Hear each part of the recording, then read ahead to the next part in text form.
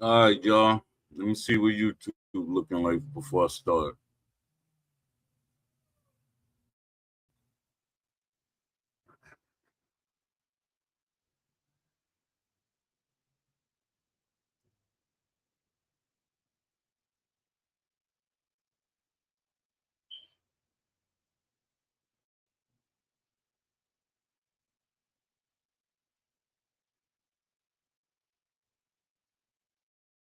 All right, let me see. Let me try to get some people in here.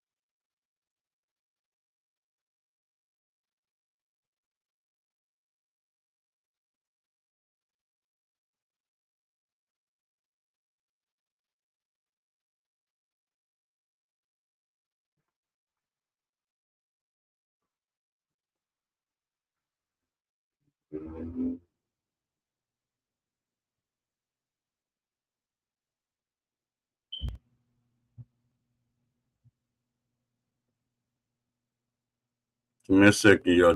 Going. I literally was sitting here thinking, like, what the heck? Because I was waiting for Twitter to load up, and it was taking that long. That little pause. That was me waiting for Twitter, and I'm up here like, what the heck was I waiting for? And it's Twitter.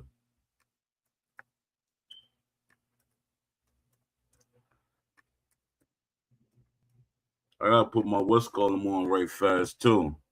I gotta put on my VPN because I seen something that I don't like. What it looked it weird. Don't like that. Something look weird. Give me a second, y'all.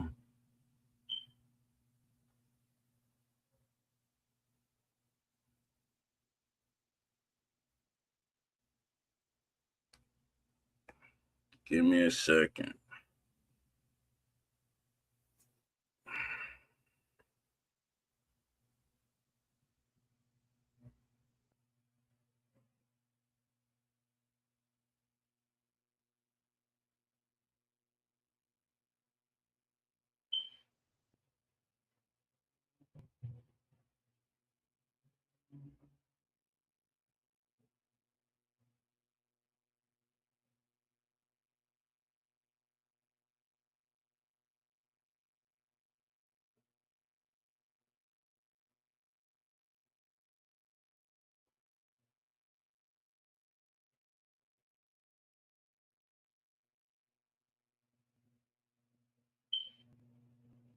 What's up, guys? What's up? I'm precisely salute. Yeah, man, that's crazy, man. That's crazy. And I could tell you, I know who two of the people that's asking for it. You got what's his name? What's his name? Cause he be getting me mad. You got your boy with the YouTube channel what's his name? He be making me mad so much I be trying to forget his name. I know the joke everybody call racist. He act DLC all the time. and then you got I forget his name. Crook.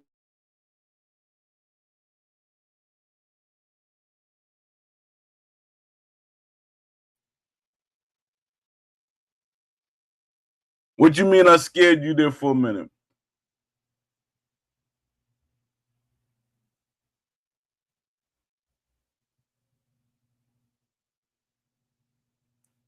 Yeah, Crooks and what's his name? I be seeing his name. I don't see it as much on my new account. Well, it's not my new account. It's my old account that I use now. What's his name? Because he's a big old fan. What's his name? Ted. What's his name? Leafy, he the Teal fan. No, not Ricky J. Not Ricky J. Joker, we be saying racist. Everybody call them racist. Everybody be getting on them.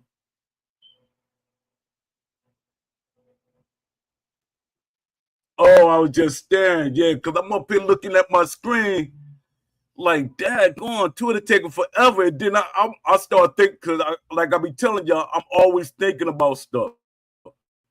So being that Twitter didn't kick in, I start thinking about other ideas. And then I say, oh, sweat, I'm doing a show. Yo. And it ain't me being an older person. That's what it was. It's just I'm always thinking. I always been like this. Let me see. You on Reddit a lot, Paul. Yeah, man. I'm stay on there. And people be trying to push back. I be getting mad at people pushing back. But you know, everybody got their own opinion. But people be pushing back on me like I'm taking something from them. Like I'm really, I'm like, y'all pushing back harder than the developers. Y'all taking the job away from the developers pushing back. They don't have to say anything. And that's crazy when you got people in the Discord that they're pushing back. Wait, what was I doing? Oh yeah, I was on Twitter. Wait, I'm doing the show too. Yeah, man. I'm up here like I'm trying to think about some because I'm like I said, I'm always got ideas. Cause like I be saying, I be writing ideas for Fallout. I be writing ideas for different games. I be writing how I'm gonna get people to support the survey and stuff like that. I'm always writing stuff, and I'm trying to formulate ideas. Like a lot of people be saying, "Man, that be Chat GBT." No, Chat B, yeah, it helps me, but a lot of those ideas are 100% mine. I was doing this before there was the Chat GPT. Keep telling people, everybody, they try to find a way to discredit you. Instead of helping the process, they go against you. I'm not trying to get paid from this. So y'all ain't got to worry about that. I'm not trying to get rich off of doing what I'm doing. I don't want anything from this. You know, that it bugs me out. That what's his name? See, it's bothering me that I know who it is, but I can't remember the name immediately because I like certain people. If I stay focused on them, it becomes a problem. He's a big Teofimo Lopez and Ryan Garcia fan. I know who it is, but because he keep asking for DLC too, and he keeps saying the game worked for me, I'm okay with it. And I'm like, yeah, you're okay with a broken game. And I said, I can't get mad at you for that. But I get mad when people try to come at me for having my opinions. We all got our own opinions. You ain't got to come and try to attack me because I feel some type of way. But you just don't know how to play the game. Man, I boxed. You telling me I don't know how to play, how to be a boxer? What boxing should look like? What boxing should feel like? And that's the same thing with I'm a UFC fan. A UFC fan should get mad at somebody that's challenging their knowledge for UFC. But you know what happens? A lot of UFC fans, they challenge me and they're wrong. That's the thing that be getting me. They want me to agree with them being wrong. No, I can't do it. I can't do it. If you're wrong, you're wrong. If I'm wrong, I'm wrong. Dad, I'm trying to find who it is. I know the name, but right now I'm just drawing blank because I'm all over the place. Let me see. And I'm gonna be mad at myself once I see the name. What's this Joker name?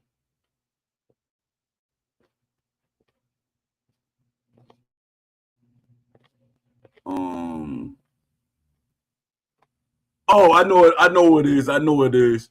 It's Marv.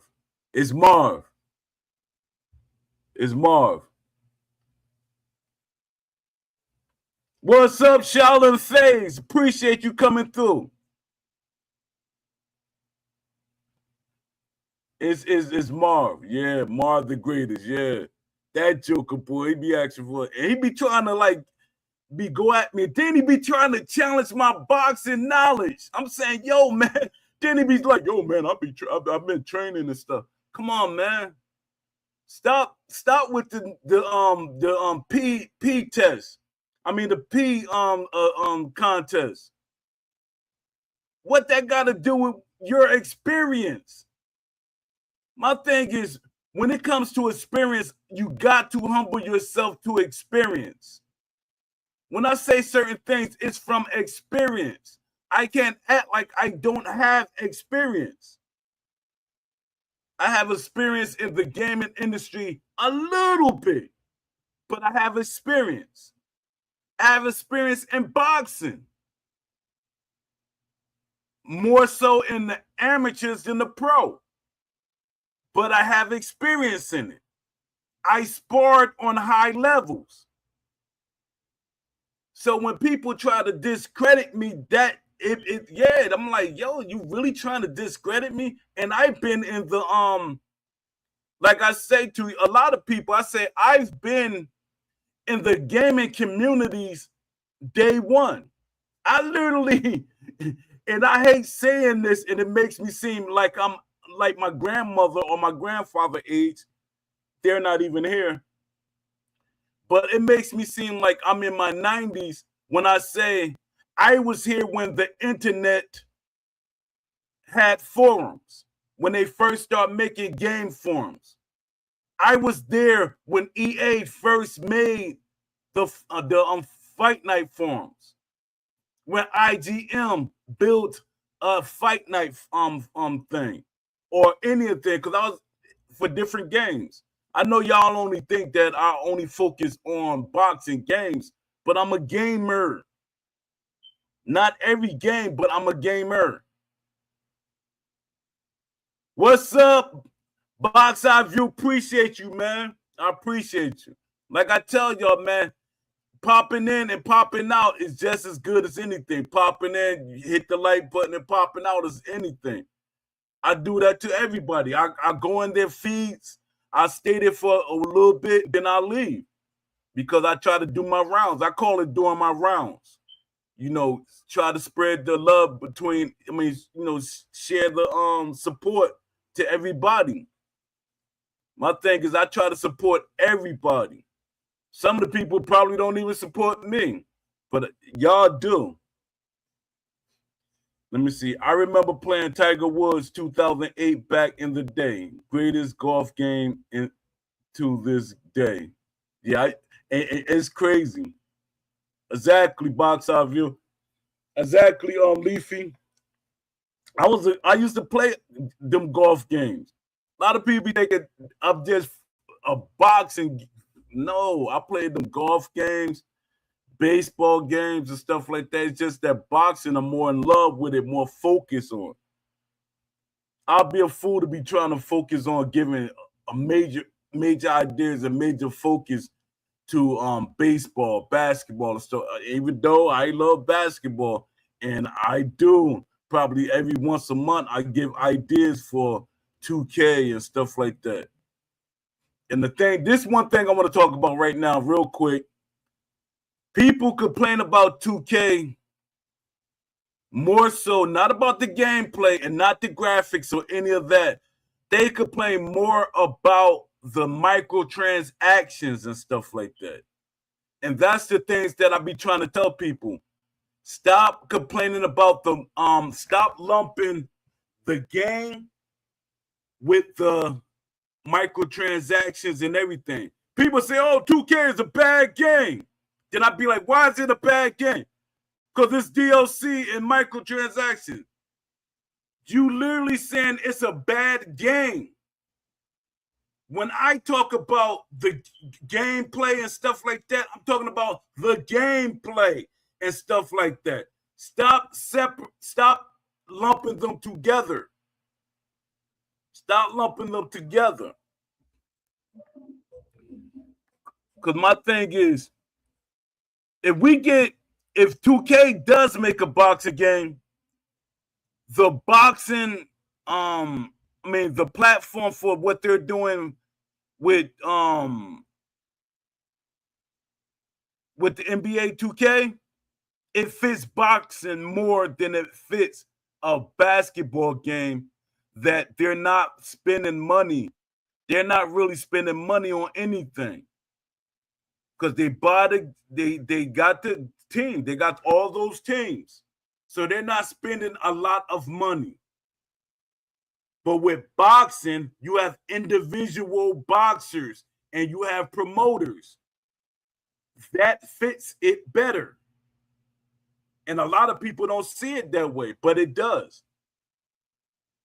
Microtransactions are the new wave for easy money for companies and is a business move for sure. Yeah, it is. And the thing is, fans can't complain when they keep paying, because people, they'll sit up there. They sound like a drug addict. A drug addict could sit up there and complain about, man, I don't want to keep taking these drugs. I hate taking these drugs. And they're still buying the drugs. You make people stop doing something by stop supporting it. But when you keep supporting it, they're going to keep doing it. If I kept selling you, dirt, and you kept buying dirt, I'm going to keep selling it. I'm going to keep selling it to you. If you keep coming to me buying big bags of dirt and complain about, hey, man, why you keep selling me dirt? You're buying it. You keep buying it. And you got a big pile of dirt in your backyard. And that's your fault. But they're blaming the person for selling it to you. No, you enabling that person to keep selling it to you. Now companies like 2K, they have built a structure that they hired a group of people for that part of the company. Now, those people, they're going to defend it because, hey, we got a job and you don't take it from us. Microtransactions in the next Undisputed is unavoidable. But as long as they don't do it like WWE 2K, in which the paid DLC is behind illegal battle pass paywall. Yeah. My thing was I never was against them with the paying, the microtransactions and stuff, because it's boxing. It's a boxing video game. But like you're saying, the paywall, that's going to be the problem if that's what they do. If they do the microtransactions for the pay to win and stuff, that's when it becomes a major problem. Let me see. Us as consumers and fans of boxing and boxing games are the easiest targets. 100%. 100%. I buy everyone laughing out loud. I can't. I'm a boxing fan. I can't do it. Because I'm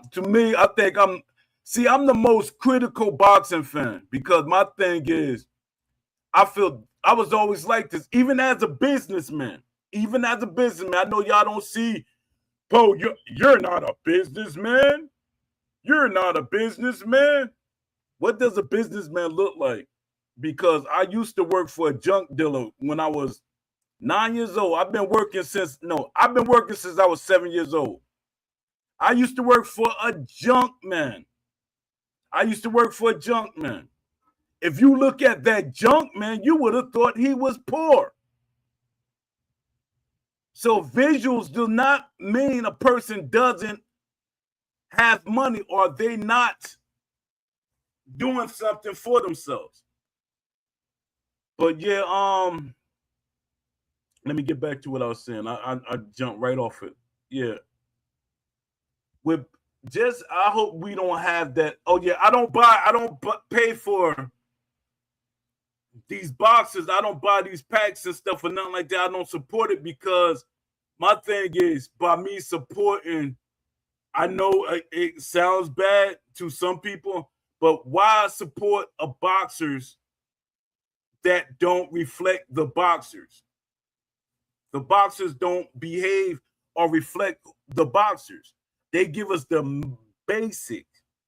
And that's the thing. When I push for the survey and stuff like that, a lot of people push back, but y'all pushing back on something that y'all can have control over. When you push back on the survey and stuff like that, and you keep saying that they know what we want, no. A survey literally critiques or give them a receipt of what we really want. But people push back, and me really paying attention to it, some people know that the survey is going to go against a lot of things that they want. They're scared that the survey is going to prove what they say is wrong. And my thing is, like I keep telling everybody, I'm okay with a survey. Proving me wrong. I'm okay with a survey proving me wrong with what I say. Because for one, I've been in this community before a lot of y'all was born.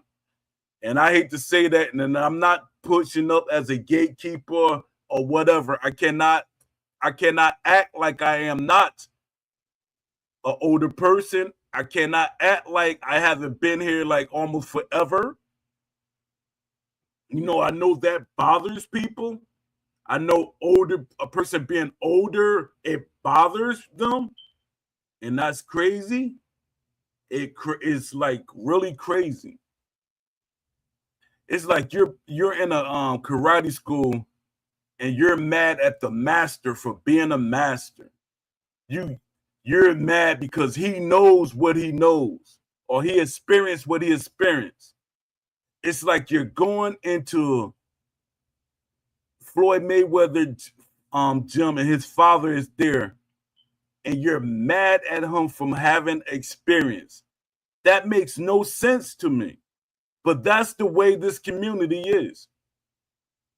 Let me see. I don't want no battle system and Undisputed. If they go that direction, then the game is for the wrong people. Exactly, 100%. Yeah, it'll be for little kids if they add a battle pass, 100%. But this is the thing. That's where the survey comes in. That's where the survey comes in, but nobody wants the survey. That's what it makes me think when, like, a lot of these content creators, they may not or may not, but I'm just being a conspiracy theorist right now. It seemed like a lot of these content creators got told, hey, push back on what Poe wants. Push back on what Poe wants, and then we'll look out for you later. Push back on what Poe wants. And you know what's the funniest thing? When I post the survey thing in LinkedIn and stuff like that, and I'm not gonna do it today. I should have did it today. But look at how many people on LinkedIn. Those are developers. Those are developers from different companies. I think I got over 300 people that saw the thing, that looked at it, and stuff like that. And I've got a couple of people that liked it or something like that. So they are aware of it. Some of them probably looked at it more than once. So when y'all say the survey doesn't mean anything, they already have. We did a survey. No, that was a poll. That was literally a short poll. The survey that I'm asking for is totally different. And a lot of y'all know that because I keep explaining it. I literally got a post that's explaining what the survey should be. But people push back.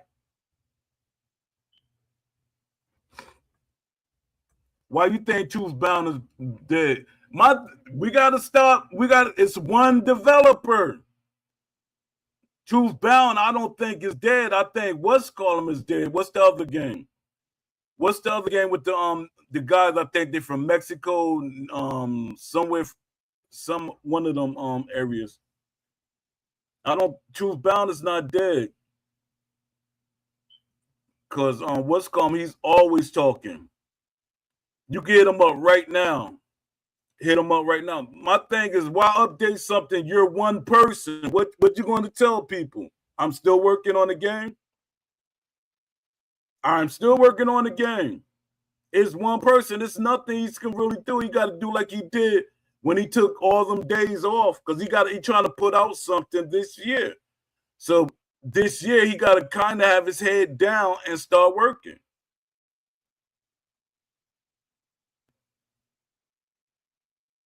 Yeah, he does. That's what I'm saying. And his server, he's constantly there. He said he shouldn't be there, which I think so too. I think if you're the only person developing something, see, that's why, like I keep telling people, if I was to come into some money, or somebody would say, hey, Poe, I like what you're doing. We're going to bring you in on a game. Hey, Poe, we're going to fund you. Hey, Poe, something like that. I'm not going to say anything, because you know what? Once you announce you're working on a game, no matter what you do, people are going to keep wanting you to bring it out tomorrow. People are going to want the game to come out tomorrow. But like, hey, I'm making a game. All right, so we can expect it, what, tomorrow, next month?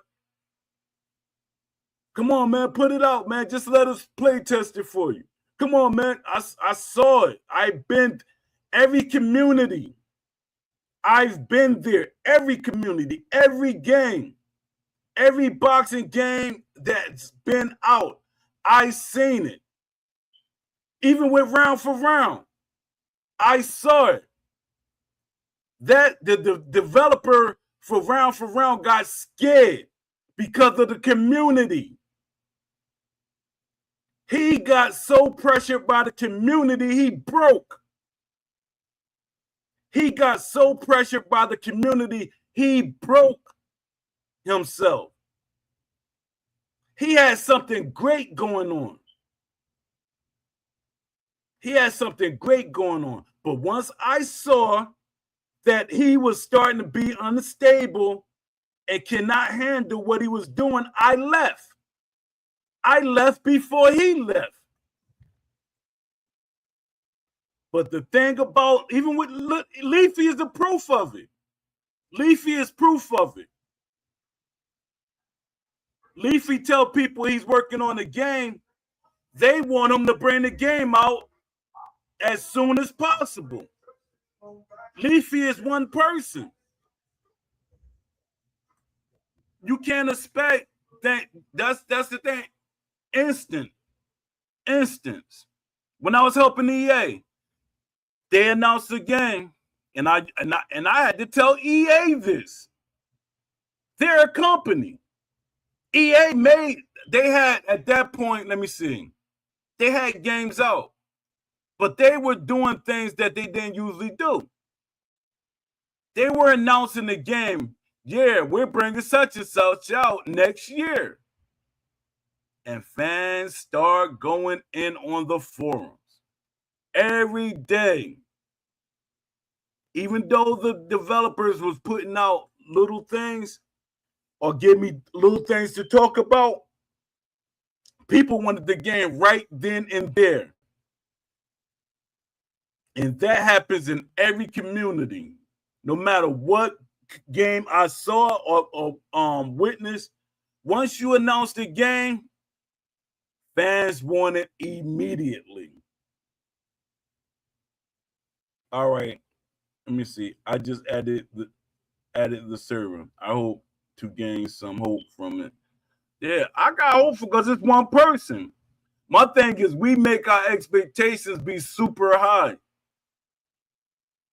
It's like Claim Uncut is a more, I want to say advanced because his style is different from Love C Shorty. But my thing is it's one developer. And boxing is a game that's like, yo, it's kind of like when you do research on it, boxing should be an easier thing for developers to develop. It's not like they're developing a basketball game. They're not developing a football game.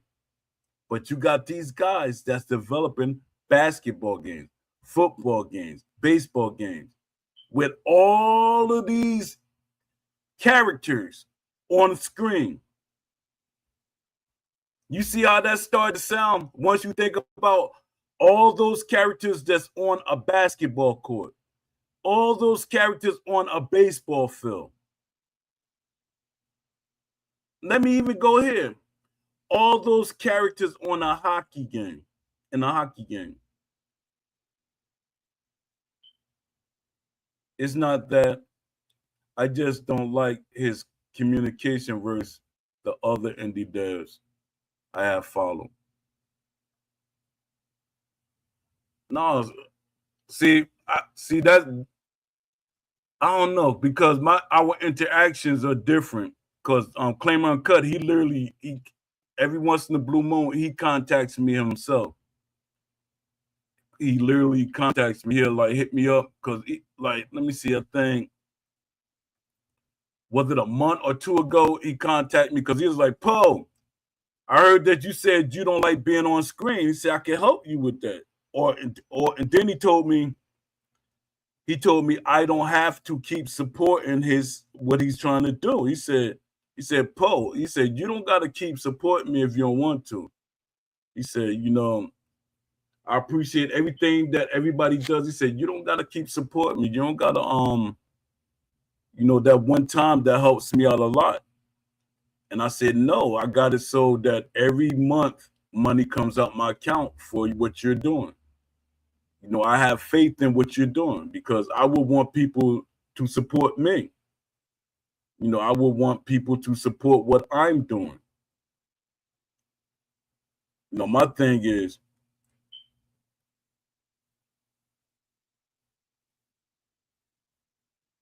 Dad, man, you want a refund? AJ, I'll send it to you. Whatever what did you send him? I'll send it to you. Dad, AJ, you impatient, man. AJ, I would think that you impatient, but you very patient with Steel City. You real patient with Steel City, a company that has 80 people. No, they have 100 and something people. And I'm not getting on you because you my guy. But how y'all? Everybody patient with Steel City. Everybody patient with Steel City. How can y'all be so patient with Steel City, but one person y'all impatient with him?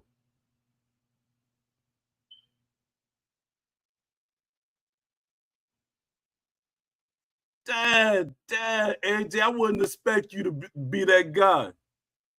Dad, man, Dad, AJ, Dad, man.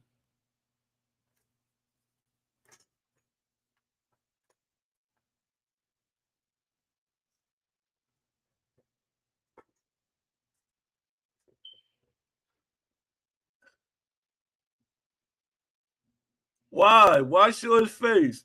Why show his face?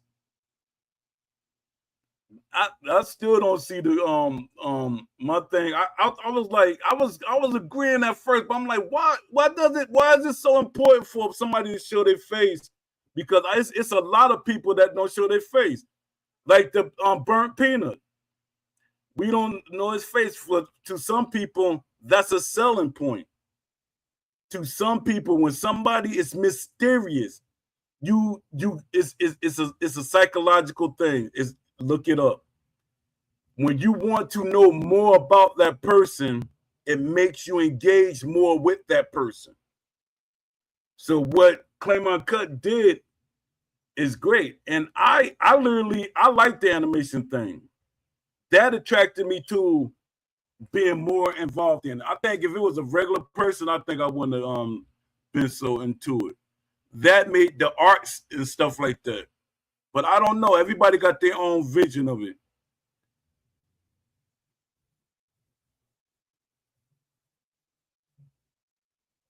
Why do you need to see his face? We don't A lot of people don't even know half of the developers of Steel City, but they're okay. No,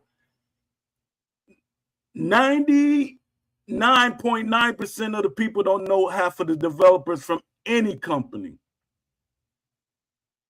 99.98% of people don't know the developers of any company, especially not now. Developers don't show themselves anymore because developers go out of their way to hide their identity so fans don't track them down. Because fans, they go at these developers hard. They go at them.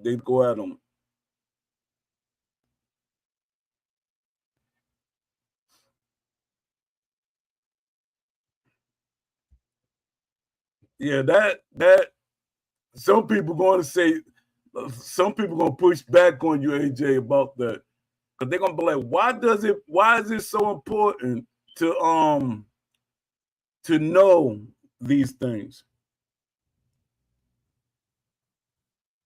Because a lot of times people don't even know the people behind the products that they buy.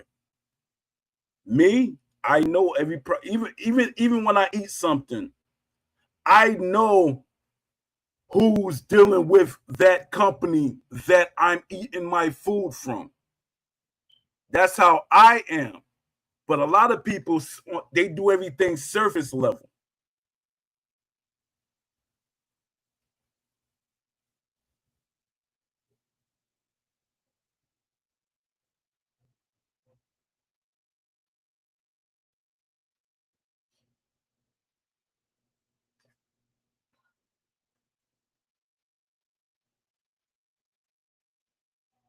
Yeah, but I don't get into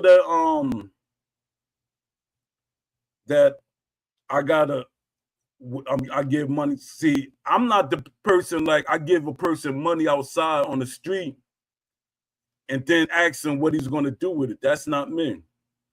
My thing is, if you give something to somebody from your heart or how you feel, that's on you. Like when the guy on, like the people that donate to Showbiz the Dope,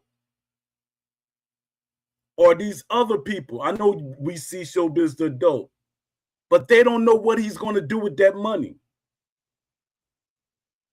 Or when they give people, they don't know what you're doing with that money though still. But I donate to people. I don't say, hey, do the right thing. Yeah, some people I don't give money because I literally know what they're doing. I literally know. But if you're not showing me any signs of trickery, I'm gonna get, hey, I give you, like I give money to you. It's times that, and I know y'all gonna, a lot of people might look at me sideways. It's time that I walk down the street. I have $20 and I see somebody that's homeless or a bum. I do not judge them. I see other people turning them away. I walk up to them and say, all I got is $20. I will give you half of it. A matter of fact, this is what I'm going to do. I might give them the majority of it. And I think nothing else about it. Because my thing is, if that person is eating and they're doing the right thing, I'm okay with it. I can't sit there and monitor what they're doing. But I'm not, AJ, I'm not getting on you. I'm not getting on you. I'm really not. I'm just talking in general. Because we all got our own opinion about things, and that's okay. My thing is every month, my money come out for Claim Uncut. You know, I don't care. All right. I do value my money. And then you will question when you are sending your money to. I haven't donated to anyone, so yeah. I donate all the time. It's people, and this is the type of person I am.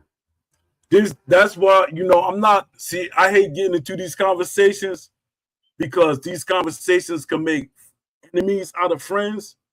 And to me, it's stupid. It's a stupid conversation because I'm the type of person that, because I love businessmen. I love people that look like they're trying to do something with their lives. Like I live in like North New Jersey, and you have vendors downtown. There's vendors downtown, and sometimes I will walk up to a vendor that look like he's really trying to do something, and nobody's been there all day long. I will walk up to that vendor and say, here. He'd be like, what you want? I said, no, that's for you. That's for you. I might not even have nothing. I might not be able to afford to give that vendor that. But my thing is I always look at that blessing is coming back to me. That blessing is coming back to me. Because to me, I see people spend money on stuff that can kill them, that messes up their system, that, you know, that McDonald's hamburger, that's probably not even a meat, you know, stuff like that. So my thing is I'd rather see somebody that's feeding themselves or their family instead of out there laying in the street dying.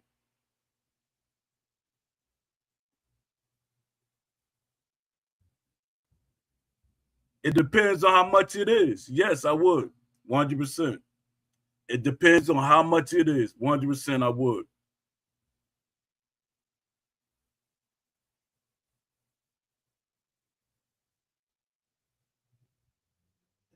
With Claim Uncut, he's been in the community for, I think I experienced Claim Uncut for probably about 6-7 years. So I kind of feel like, you know, I have some type of connection with him.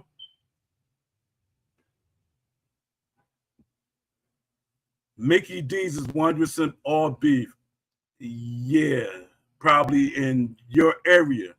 But like statistics say, I'm not going because I know people defend what they eat, but I'm not gonna if we look at globally, it's not that much cows or meat to support 1 trillion people. The globe has 1 trillion people. Now do the math with the meat that we're consuming. Do the math with the meat we're consuming. Every day, do the math on how much meat do people in each continent consume. then you do the math of the meat. Just because it looks like what you want, that don't mean that's what it is. I'm a chef. I've been chefing since I was a child. Worked in restaurants.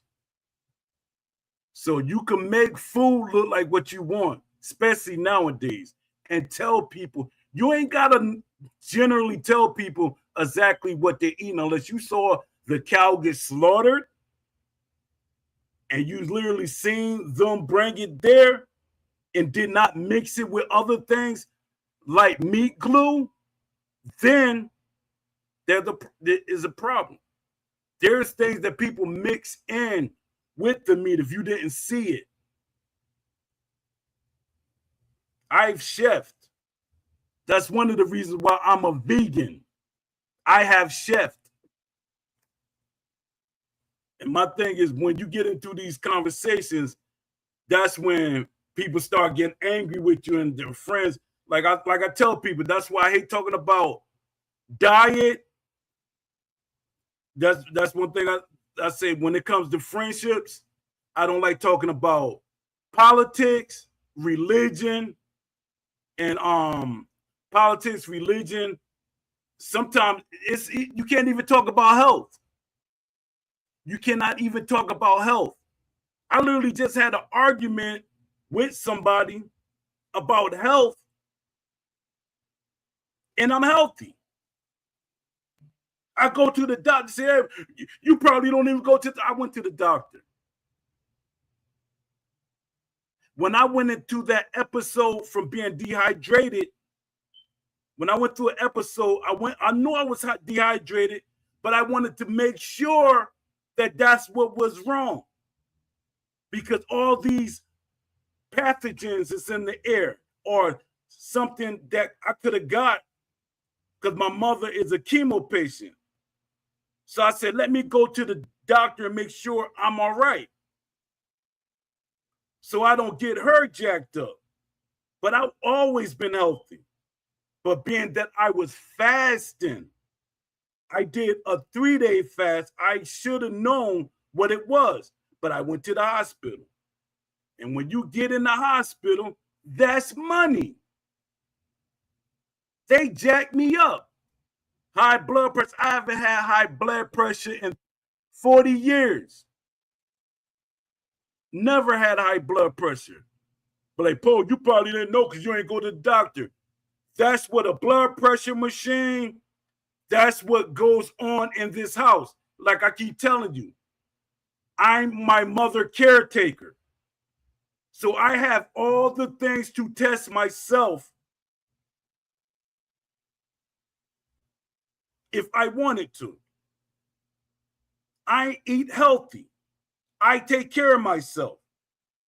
So a lot of people, and I hate that I'm like on this topic, it like went sideways, went to the left real quick. But my thing is, the point I'm trying to make is I can't get at people for their opinions. I can't get at people for their opinions or how they feel. None of us can.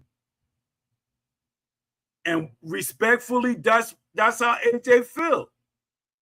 He feel that Claimer Uncut should show his face. I don't feel that he should because my thing is I've talked to him and my first thing was never like, I wonder how he look. Who is this guy? Or the burnt peanut. I never say, hey, I got to see who this guy is. I never like, my thing was never my thing. Was never my thing. My thing is, I always gonna go by the context of what you say. It's always gonna be context of what you say. And then I go from there.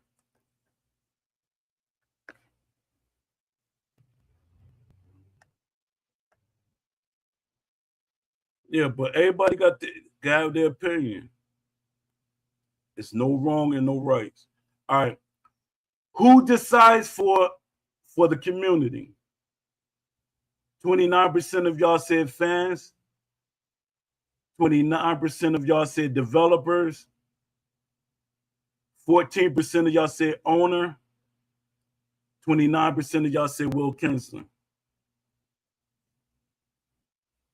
Let me see. Because people want to face to blame. If the product doesn't deliver, accountability is, in some eyes, either way, nothing wrong with either or. Exactly.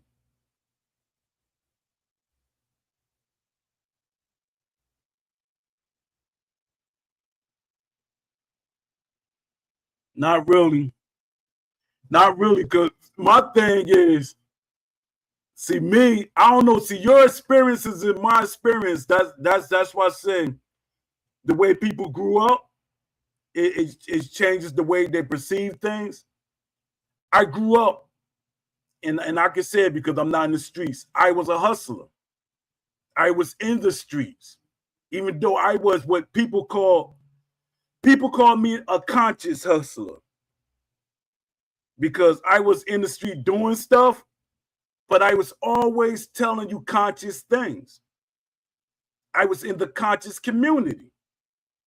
That's why I know the Wu-Tang manager, when they're managers. That's why I know people like that. I know people in certain industries because I was hustling out in the street. Even though I was a quiet person, but people gravitated to me. But my thing is, a person can show you their face and still be the devil.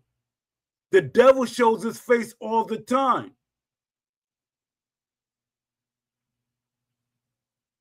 And the face could be the most kindest and whatever you want it to be, and still be the devil or be a negative or bad person.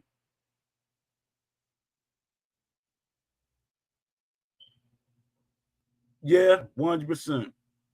100%. I think they would have still got that money, because all they had to do is show that video, and they would still got that money. They didn't got to show who Ash Habib was. We ain't had to know who Will Kinsler was or any of that. They were going to buy the game. People already saying that the game sold because there was a drought in boxing video games. They saying that's why the game sold so well. And I disagree with that fully. I think because of what they perceived the game to be. The game did not sell because of them dev vlogs at all. The game sold before there were dev vlogs. Because the video came out before they put the dev vlogs out. And they got 1 million views, so that had nothing to do with the dev vlogs. The dev vlogs was basically icing on the cake, but it wasn't what pulled people to the game. The game itself is what pulled people to the game. And like people always say, and this is what I live by as a businessman, don't let the face fool you for what the product is. Don't let the face fool you for what the product is. Because sometimes, because a pretty woman will sell you anything, and it could be the most worst thing ever. A pretty face, a woman can give you, make you believe that she's good for you, and could be carrying 1 billion diseases. You see how that works with a face, the face of something? The face of something. Men get married all the time to a beautiful woman and she's horrible. Women get married to a beautiful man, a handsome man, and he's horrible. So us seeing the face, that doesn't prove that the product is great. It doesn't mean we're giving our love to something because the face looks beautiful. It looks appealing. That doesn't sell it. That doesn't sell it. Because I'm not going at you, AJ. I'm just saying, I'm just giving my version of it.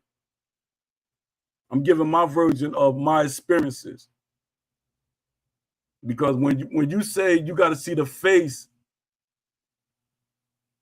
I've talked to this is the funniest thing in the world. I talked to a person on the phone, talked to them for months. And when we finally met, person looked beautiful. But still, what they were saying on the phone did not match who they really were. And that's the point that I'm trying to make, that everything that you see is not really what it is.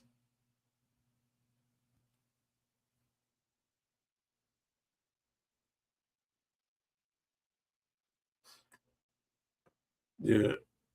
I ain't going at you either, but my context is about getting investment funding. Yeah. I understand that. But I think with Claim Uncut, and like even I was saying it, and a lot of even when I post his videos on LinkedIn, they like what Claim Uncut is doing. A lot of people like what Claim Uncut doing. That's probably why he's silent. Because that's the first thing. Look it up. That's another thing. Look it up. Somebody probably told Claim Uncut, stop being so, out there. Stop being so out there. It's only one person. It's only so much you can promise or do. So stop saying so much. Stop giving too much of yourself. He even said to me, because he want to give, like I told y'all, he want to give me an interview. And Claim Uncut said, Poe, I'm going to give you an interview. He said, I think you're going to be one of the first people I give an interview. And he said, but not until I get ready to put out, what he said, the early access. He said, once I put out early access, you got the interview. And I can't be mad at that. Let me see. Aram said, I just wonder when the next boxing game will be. Majority are on that path of being done with Undisputed. Whether that be another iteration of Undisputed or not, people are looking for a new boxing game. Exactly. Yeah, they are. And my thing is, at this pace, when Undisputed comes out, there should be, if we're looking at what people are saying, yeah, and we're being patient for what people what we see with these developers like Claim Uncut, Tell of the Tape, and stuff like that. They all might come out about the same time. And to me, that's a good thing. That's a great thing. Because I'm going off of history. Companies get scared when they got competition, no matter if it's low level or not. And when y'all say, Poe, you don't know what you're talking about, I 100% know what I'm talking about.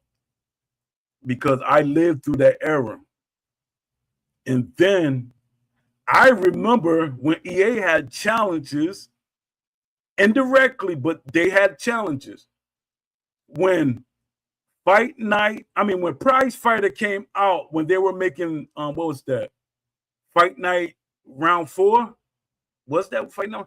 Yeah, when Prize Fighter came out, EA was scared.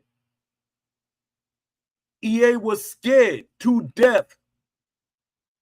EA was scared to death. And I know y'all say, why would EA be scared of 2K?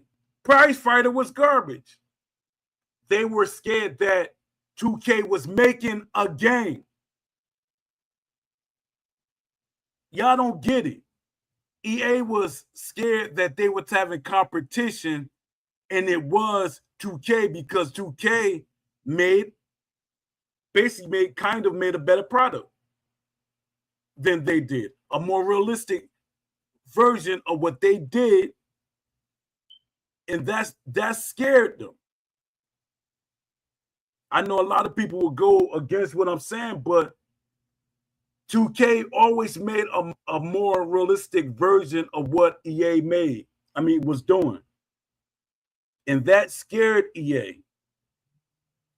But once Prize Fighter came out, which they came out real fast, they built the game in, I think, what they said, less than a year or 18 months. That is a short development time for a product.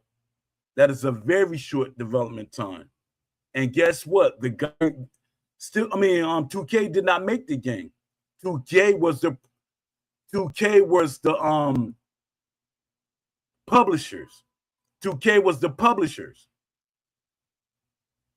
That's the problem. But 2K was pushing them because 2K was funding it. That was the problem. And the owner of, what was the name of that? I forget the name. Venom Games. I've spoken to him in the process. That's why we said people don't know what I know, what experience I had, because y'all not as, y'all don't go deep like I go. I reach out to these developers. Oh, you're making a boxing game? My thing is I go on the internet scoping out people that's making boxing games. I look for them. I literally look for these guys. Sometimes y'all get a hold of them faster than I do, but I look out for them. And when I do find them, I ask them questions. So I asked the guy that was developing Prize Fighter. I was telling him about how realistic the game should be, what it need to be. It need to be what 2K basketball game is, but in boxing form and everything. And he said 2K is rushing them. He said, we don't have enough time to add the things that we want to add in the game. They're rushing us. We hope what we rush and put out satisfy the fans, but I doubt it. The owner doubted what he put out was going to be. But you got people, and this is the funniest thing. The person from Venom Games, he didn't like the game. He didn't like what he put out. But you always got these fans that tell the owner of something, you don't know what you're talking about. The game is good. They doing the same thing with Undisputed. Ash said the game is broken. Ash Habib literally said in that event with the content creators that the game is broken. Every time we add something, we break something else. He said that. But people just ignore what Poe is saying. Is wah, wah, wah, wah, wah. That's what it is. All right, let me get back to the show, because I was on a rant about nothing to me. Shout out to Don D 205.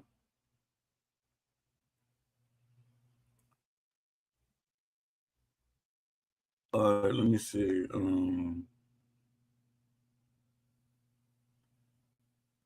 Give me a sec, y'all. I'm trying to get my screen is loading up slow. Guess my screen getting mad at me for doing all that conversation I was having. All right. All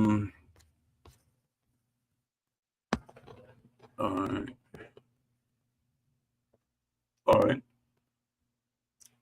Today's conversation is one that sits at the center of every boxing video game discussion, every argument, every disappointment, and every bit of hype.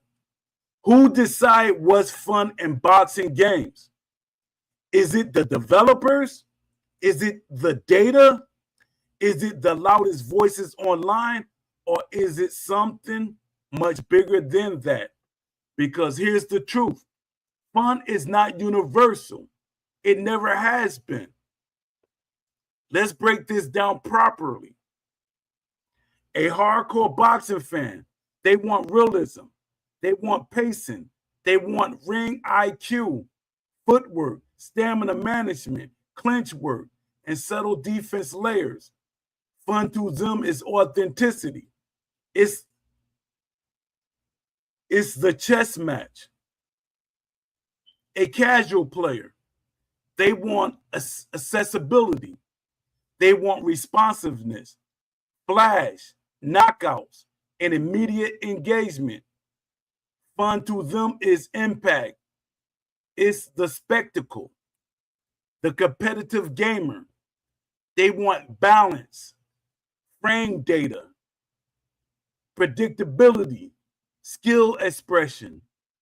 Fun to them is mastery. It's control over outcomes. And my thing is, if you're a competitive gamer, why do you want balance? You're being competitive. Competitive is mental. So if you're competitive in chess, it's how you that's your strategy, your skills. That should be competitiveness. But in gaming, they changed the whole logic behind what competitive should be. That makes no sense. It's like what hardcore is what competitiveness should be. Chess match. Hardcore it's a chess match. Competitive gamer should be a chess match. But people say it's balance, frame data, predictability, skill expression. Fun to them is mastery. It's controlled over outcomes. It's controlled over outcomes. That makes no sense to me. An offline gamer, they want immersion, career mode career mode death, atmosphere, progression. Fun to them is the journey. An online gamer, they want stability, fair matchmaking, no exploits, no cheese. Fun to them is integrity. So now ask yourself, how do you build one system that satisfies all of that? Because we're talking about fun. But when I hear people say fun, it has to be fun. They're talking about the arcade fan base and the hybrid fan base. And more so than anything, it's the casual fan base. Fun to them is over accessibility. And yes, I said over accessibility. Here's where things start to break. Some companies try to define fun for the player instead of discovering it. They rely on limited telemetry. They rely on small focus groups. They rely on assumptions about what sells. And sometimes they end up designing for a version of the audience that doesn't fully exist, because data can tell you what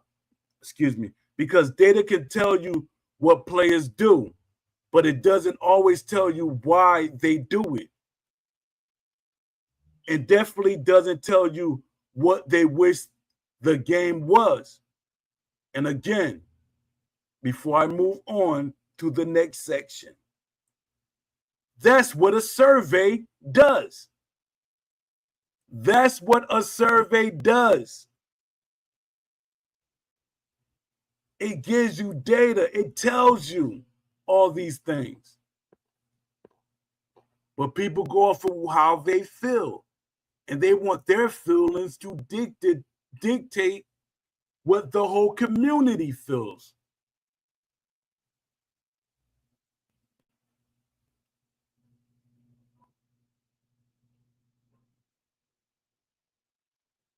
Let me see. And he sold it to us.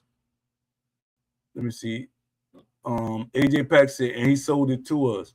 I truly believe they can further develop the gameplay on Unity. I can see I can't see any reason why to abandon because they are speculating Undisputed too. Yeah. I think they can too, 100%. And developers have said that.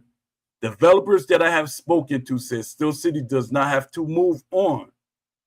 But if they want to make a better game with more things, if they want to add more things to it, like literally make it, because yeah, Unity, you could do a lot of things on Unity, but if you want to take the game to a next level, to make it like a major experience, yes, Unreal Engine is what you're looking for.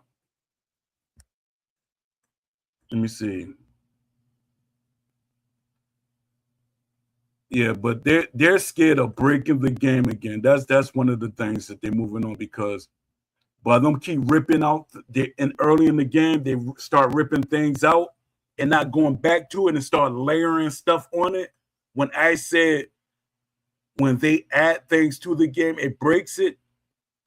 That shows you that there's things wrong. And he said that when other developers come in, they see that the game is broken. And I think that's one of the things that the what was the guy that was doing the AI guy, he was kind of saying that.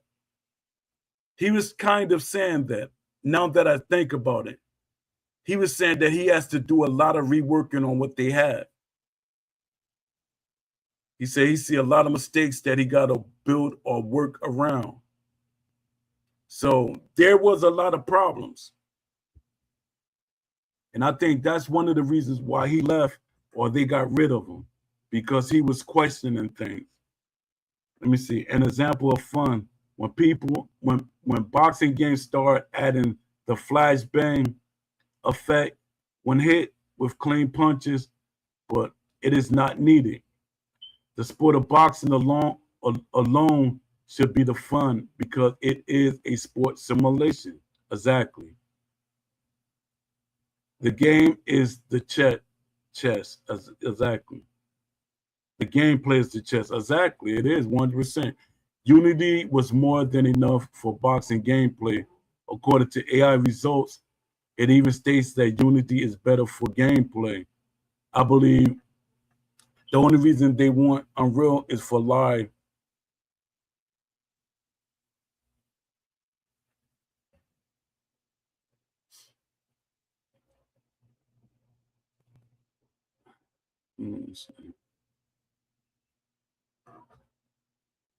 Yeah, gameplay is good for a certain. From what I'm going off on. I'm not. This is the thing I'm doing again, and I can like show it to you from my data. Yeah, Unity could do a lot of things, but if they want to go like, let's just speak hypothetically.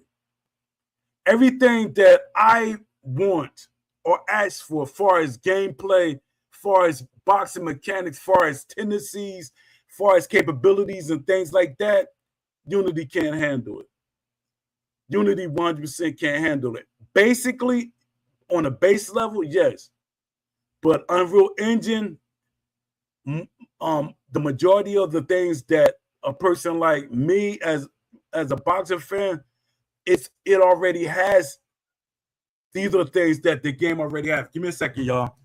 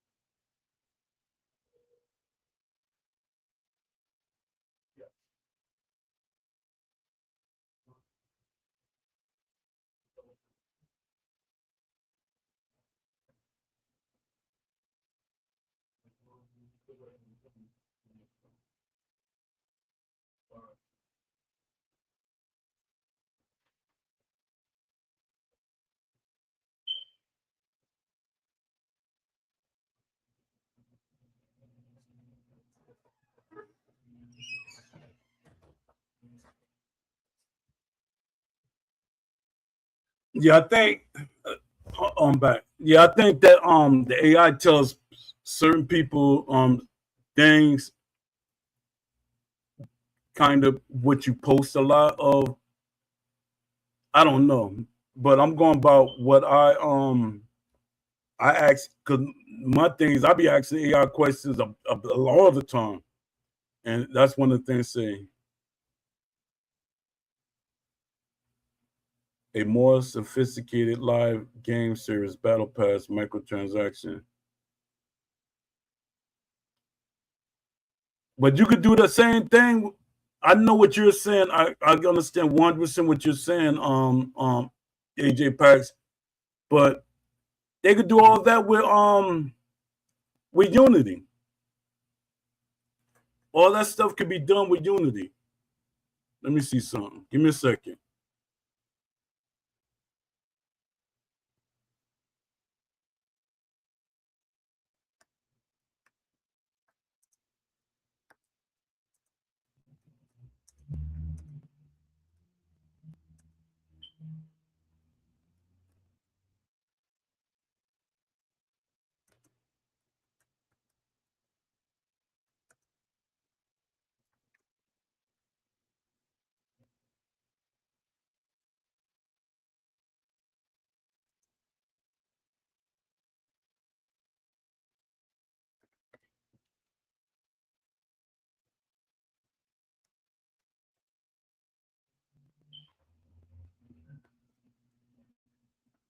Yeah, you could do a live. I just looked it up. You can do a live action service for Unity. Battle Pass.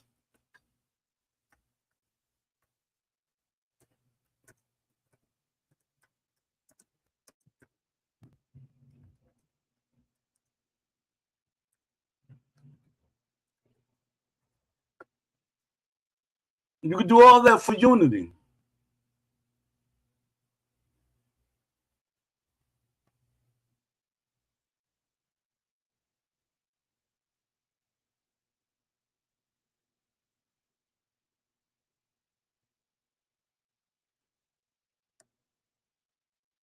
Yeah, all that could be done in Unity.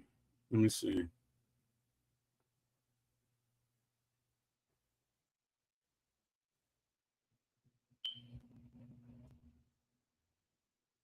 Let me see. Now you see you making me do my homework right now. Um,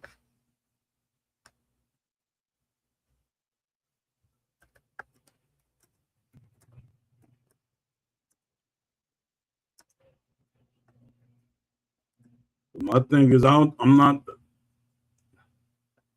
like even with my sister, I can't take everything.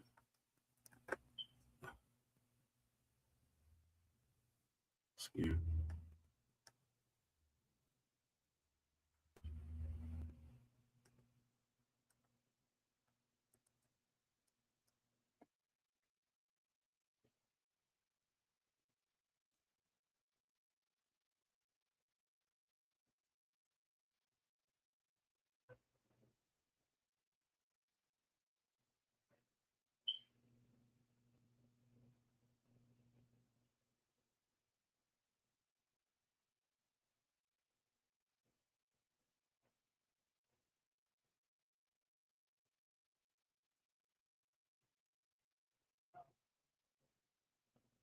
Yeah, it could be done.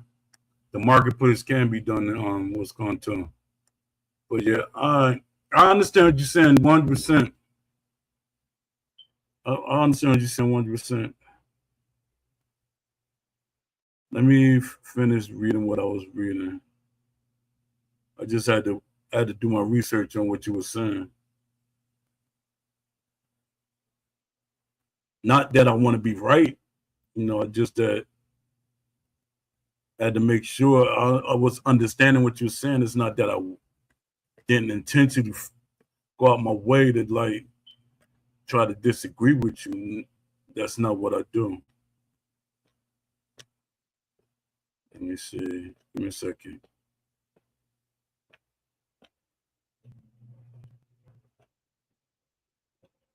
Let me see.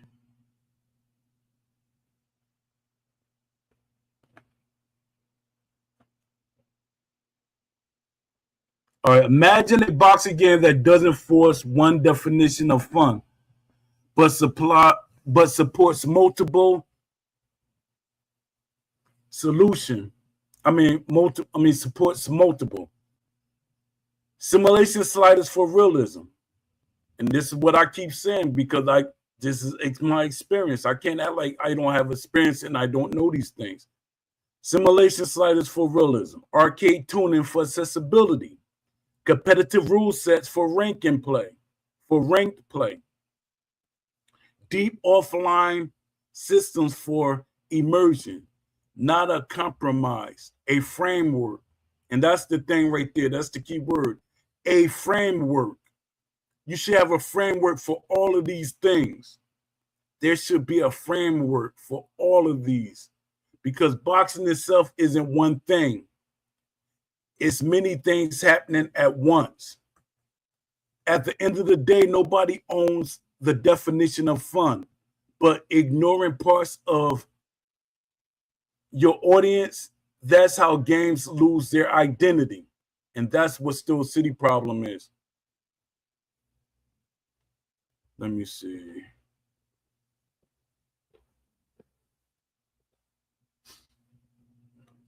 Let me see. So for fun equals authenticity. This is a deep dive. Fun equals authenticity. It's about simulation, the mental side of boxing. For me, that's what fun is.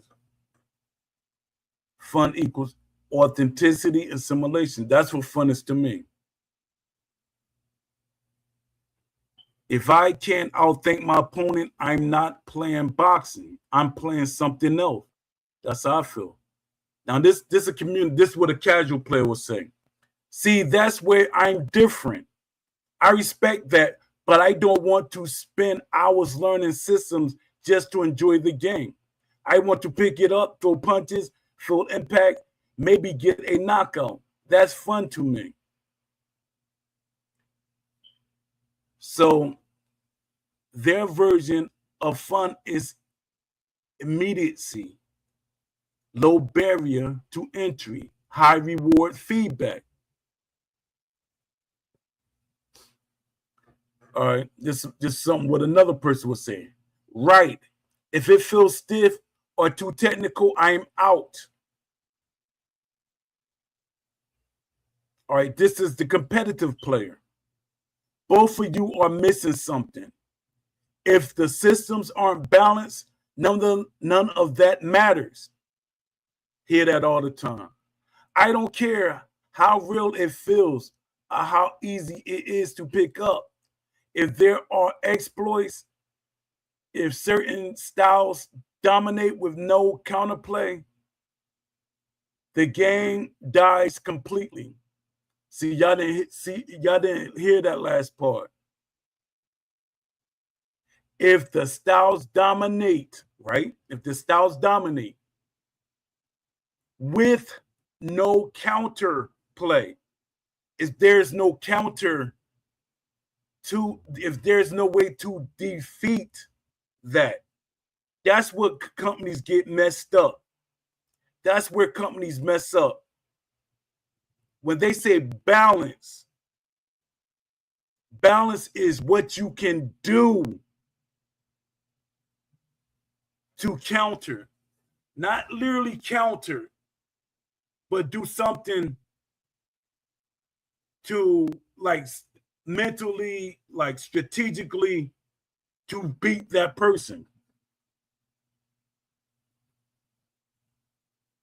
The game dies completely. They're saying that the game dies completely if these things are not in place. So your focus is systems integrity. You're looking at fairness, consistency, and skill expression. That the competitive player. Exactly. Fun is knowing I lost because I got outplayed, not because the system's broke. And my thing is, when competitive players play, they always attach words to things that where they don't belong. They attach words to things where it. I mean, they attach words to things that the word doesn't belong to. They'll say something is broken that's not broken. They will say Deontay Wilder is broken because he's Deontay Wilder. They will say someone like Mike Tyson is broken because he's Mike Tyson. They would say George Foreman is broken because he's George Foreman. They would say Ali is broken because he's Ali. If he was implemented, if they were implemented the way they're supposed to be implemented. So people always critique things to fit their agenda. Let me see what y'all saying in the chat.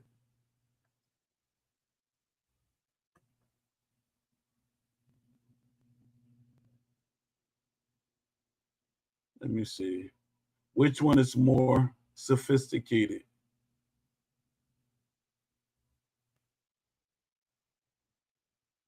Or better said, more scalable?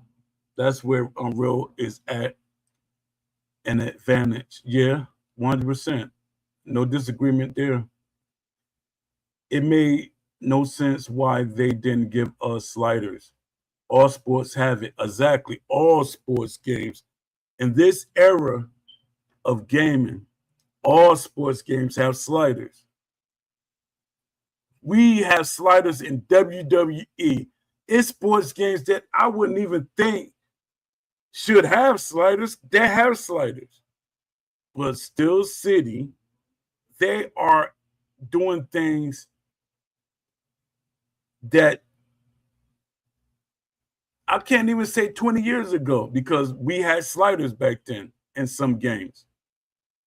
Unless it is there and they hid it from us, I don't even think they had sliders in the game.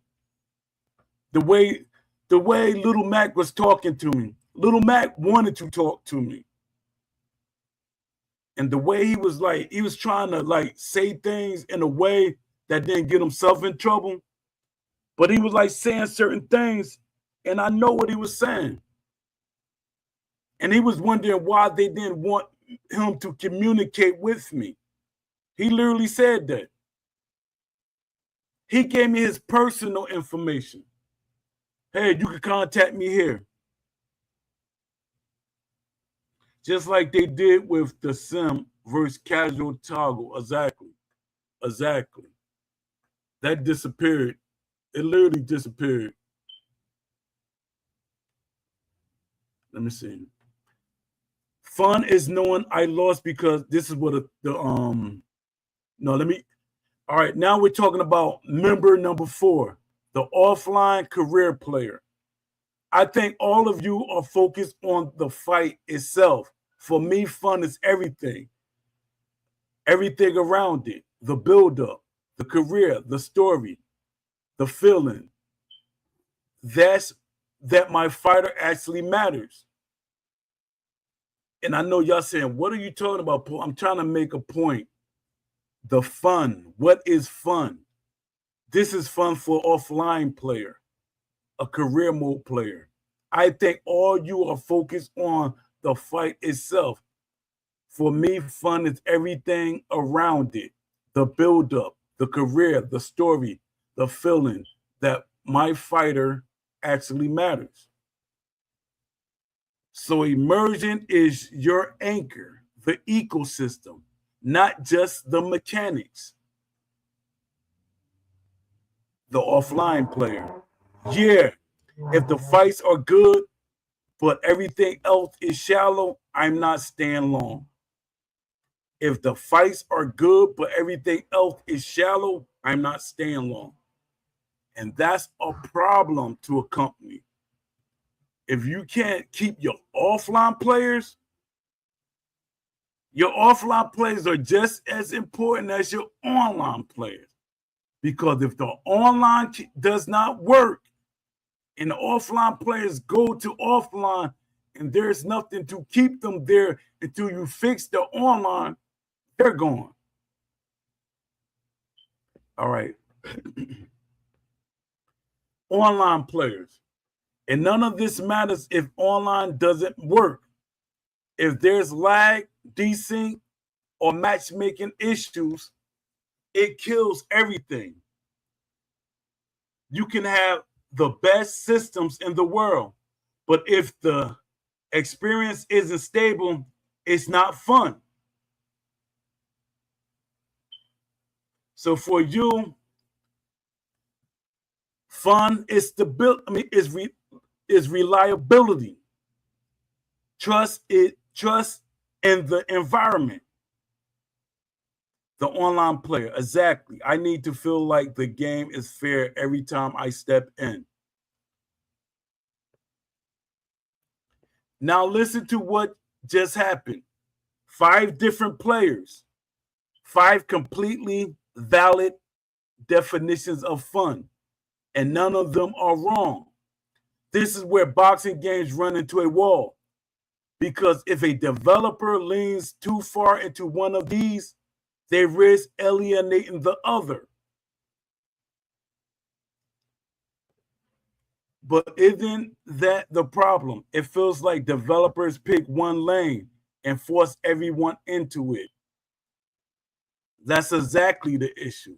Instead of designing systems that adapt, they design systems that dictate. Number 3, and then they justify it with data.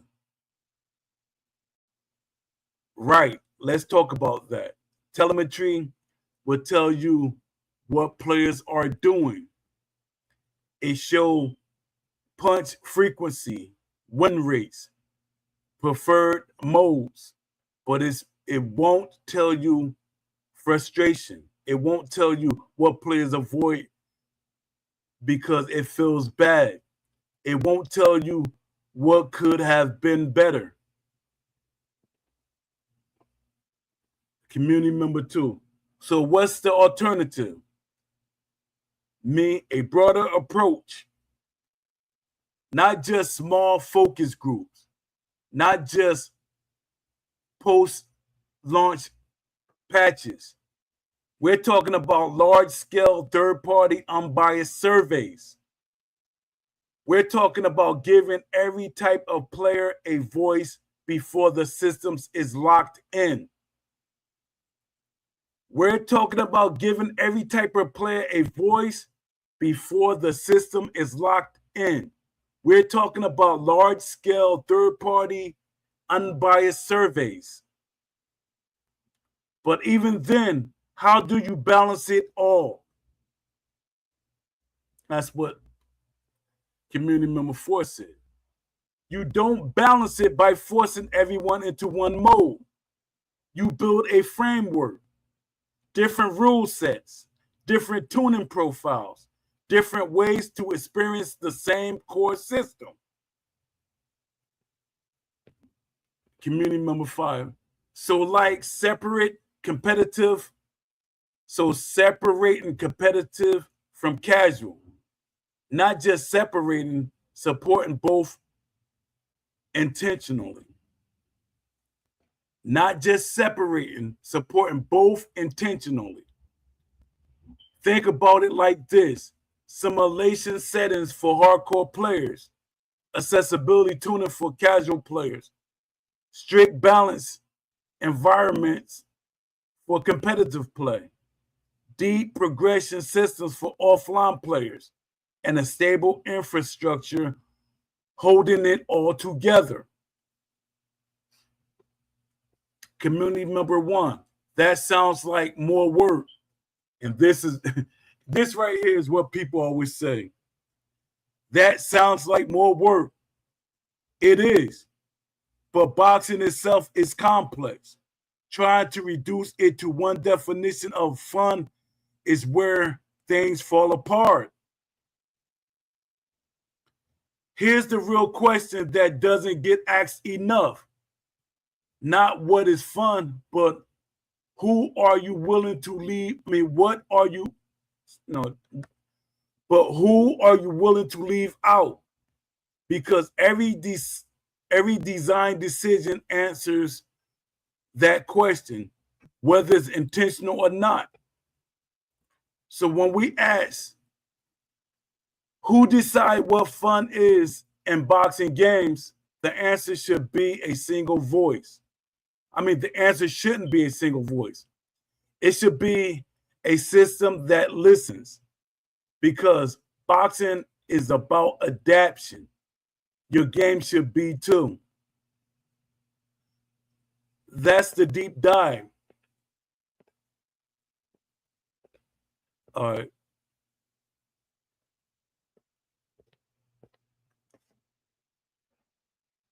Let me see what y'all saying in the chat.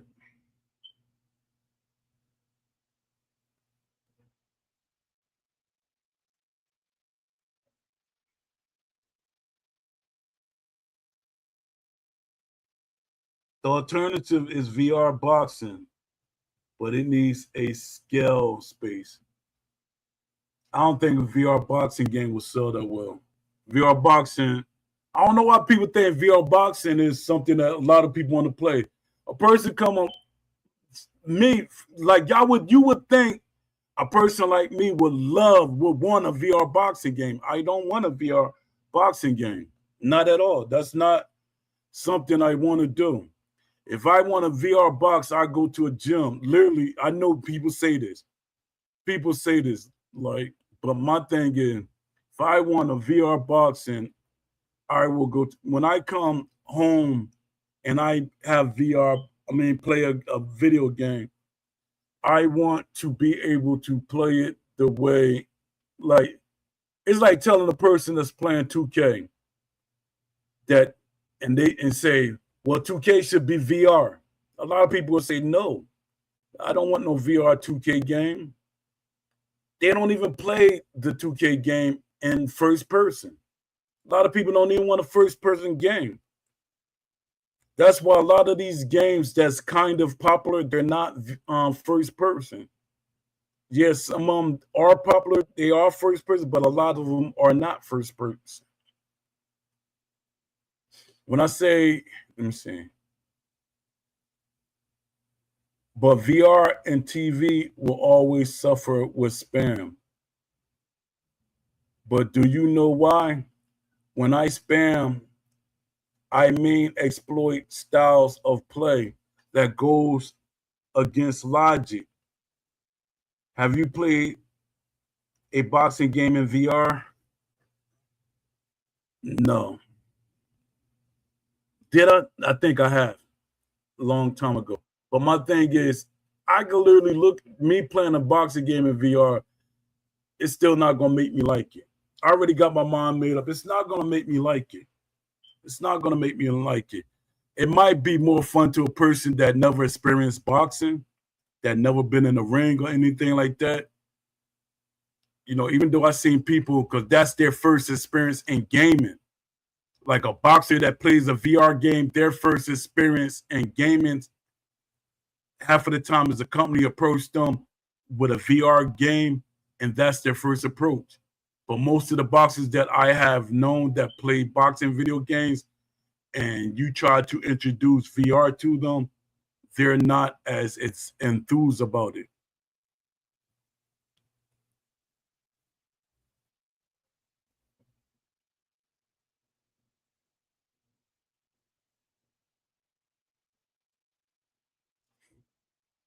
The reason why is because we can't feel the impact of the punches.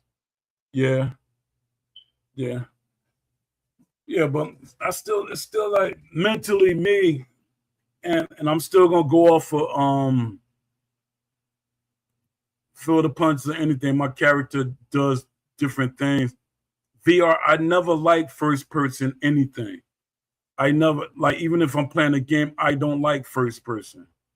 So VR is first person. It's not. I don't. My experience even over the shoulder, that's a better experience. But still, I want to feel the like I like third person mode. My experience. And to me, let me see. This is something I want to look up real quick. Let me see.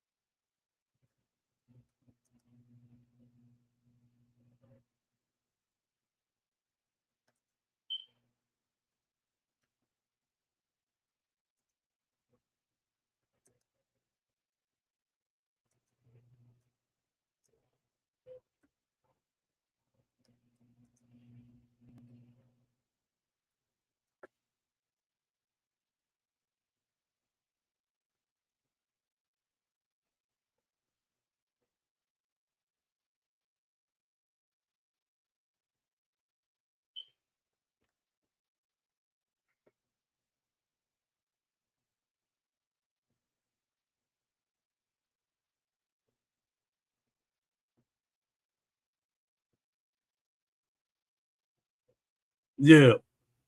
See, third person view sells better for sports games. Third person view sells better with sports games. So companies will not take that chance of giving a VR. And I always say, if a company can afford it, give people both options. Give people versus. Let me see.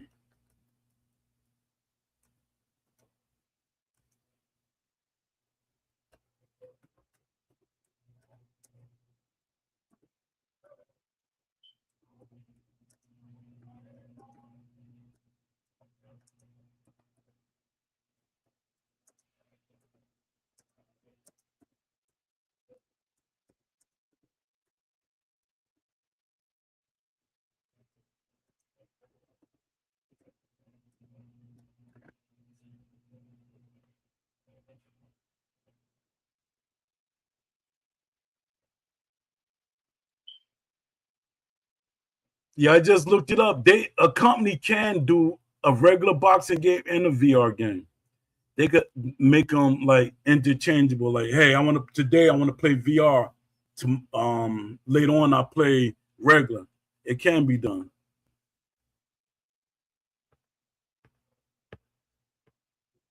It's good. Like you could just it's a mode. Yeah, 100% you could do it. Let me see. If gamers felt the actual force of the punch, then the spam goes away.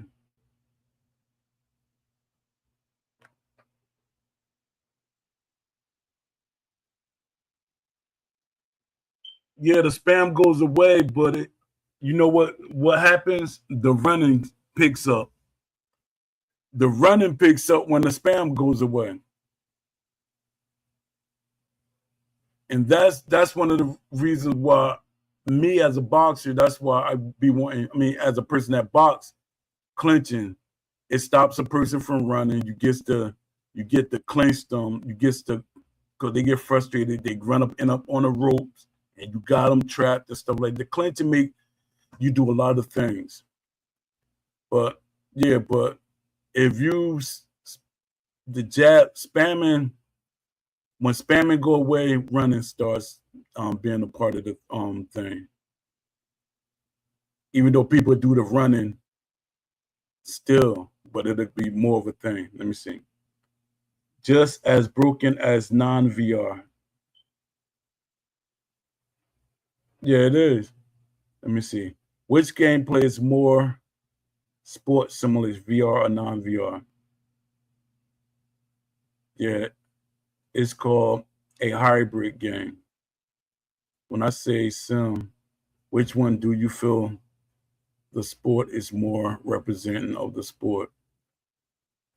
See, that goes in context. You asking the sim head, you asking a person when we say that's semantics, you is how you defined it, because sim is, you could have sim the way you're playing, your play style, the way the game gives you all the mechanics and stuff.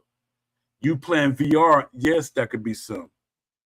But with VR, you still could so-called, what I would say, because to me, if I'm fighting a joke out on the street and this joke is just doing crazy stuff, there's no rules to even in boxing. You say, why is he throwing that? Why is he doing that? But that's sim. You'll see a joker gas out, he'll throw punches that he's not supposed to. But you will get a person that say a person is supposed to fight this way. No, they don't. That person is fighting the way they want to. It's just that the mechanics is not there for you to stop them from fighting that way. If a person is doing all these different things, I'm supposed to beat the brakes off him. I'm supposed to stop him. And guess what he's going to do? The next time we fight, he might change up his style. That is sim. That is realistic.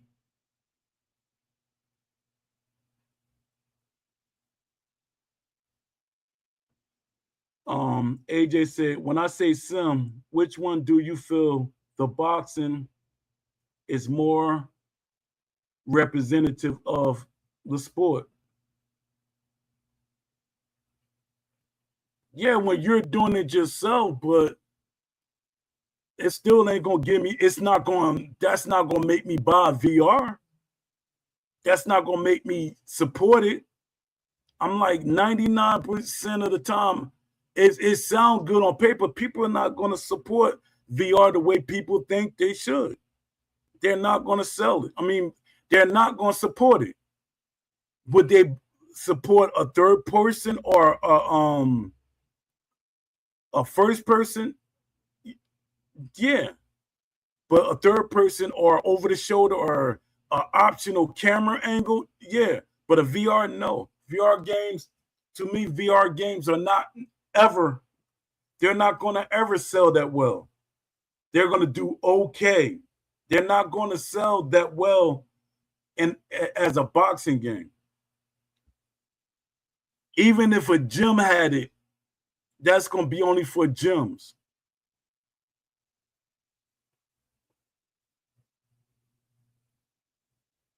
In VR boxing, eye swelling would matter because it will actually affect your vision. Yeah. Fight night had that. One of the fight nights, I forget which one it was. I think it was fight night round 3, if I'm not mistaken. But because you can fight a first person view. View. They had a mode that you could fight in first person view, and your vision can blur.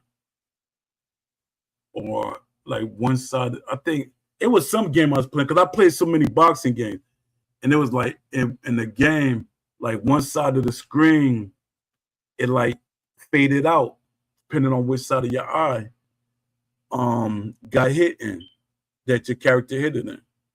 No, that's not what I mean. Explain what you mean, AJ. Yeah, Fight Night round 3. I thought that's what it was. Yeah, like, and these are the things that they should all these companies should have built on. It's one thing that the more that I watch Don D play Fight Night Champion, the more I say they had something, but the story mode did take from it. And that's what Brian Hayes was trying to tell me. But I was so when I realized that they weren't gonna put the things that they were gonna put in the game, I stopped support. Nah, bump that. And if I would have like really paid attention to the game, I would have saw what a lot of people were saying. Let me see. I mean, if we look at the gameplay strictly, which gameplay is more precise?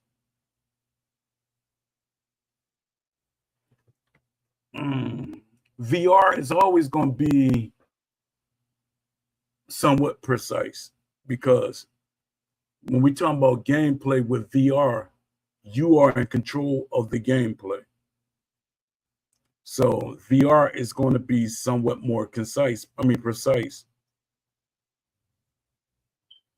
in that aspect. Now, if I'm playing VR, or let's say Floyd is playing VR and a 5-year-old is playing VR that never boxed, the punches might come out different or might be affect different. No, it is possible. It is possibly to have multiple cam angles in VR. That way we can match it up with the same camera angles as regular video games. Yeah, it could, but I don't think I will ever be a VR fan. I don't think I will ever be a VR fan. For one, I don't want nothing on my face that close to it because for one, I'm already blind in one eye. So I don't want nothing because I'm from the era and I know a lot of people could look at me as a conspiracy theorist, but I'm protecting my sight. I'm protecting my sight. I don't want nothing that close to my eyes that long period of time, especially if I'm passionate about it and I'm playing something, I don't want it. And I still hate first person games. I hate first person games. I like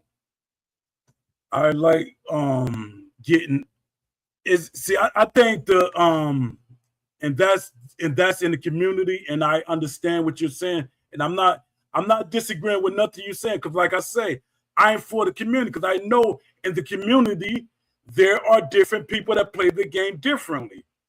Like some people want career mode. I'm one of those people. I love career modes. I love the boxers. I love the management mode. I love having different stables, controlling stables and stuff like that. I love being a manager, promoter, and different things in games. I love that stuff. I love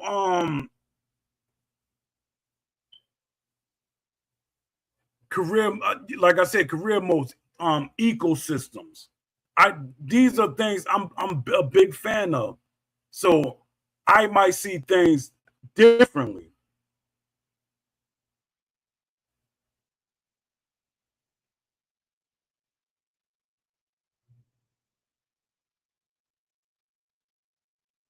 Yeah, that's true. That's true too.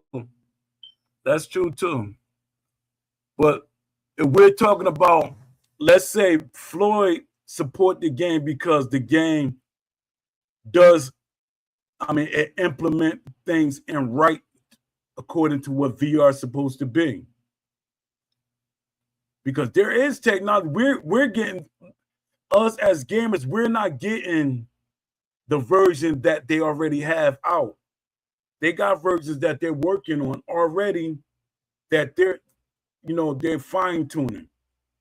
There's versions that it's always prototypes and different versions of models, or we're gonna wait because some things, technology, they put a hold on that they put out in at a certain time period. Yeah, but yeah, the technology, yeah, that the way it is now. But if they do it the way I've seen some games, no, Floyd gonna win. Floyd is gonna win because it's gonna go with his movement and his technical ways. So he's going to beat the kid because the kid just welling. That don't mean that he's hitting him. If Floyd doing the same thing he does in real life in the game, and if the game is what will I say, fixed according to what Floyd could do in the ring for real in real life, if they find a way to put that in the VR, Floyd is gonna win every time. But if Floyd is not winning against a 5-year-old, that really means I shouldn't be playing a VR game. That means I really shouldn't be playing a VR game. That means that it goes exactly what I'm saying against that a 5-year-old should be able to beat Floyd in a VR game.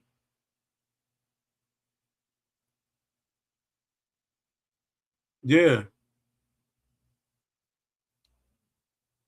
No, I seen technology. I seen technology that they were doing like the movement. They were doing movement like far as movement. This guy was not like, yo, this I forget. I gotta look it up. Because I be looking at a lot of technology stuff. Because my thing is I look up technology to see what is possible and what is not. And you probably could do it yourself. Is there ever going to be technology where there's full body for VR in the game? Look that up.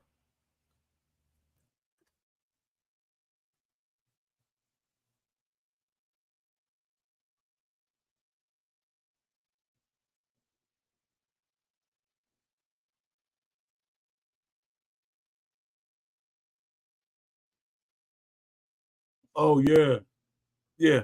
But I looked up something that said that you don't need 2 eyes. They said the way the technology is now, but I'm like, I don't care if it's 2 hours or not. I'm not using that technology. If you're looking at something and you're doing like this, and you're looking at your computer screen and you're doing this to your eyes and you're doing different things, or you got to put a certain screen up for your eyes, and then you got something this close to your eyes for a long period of time, eventually that's going to affect you. I just, I might be being a conspiracy theorist or being over the top, but that's just me. And for one, I just like playing what I like playing.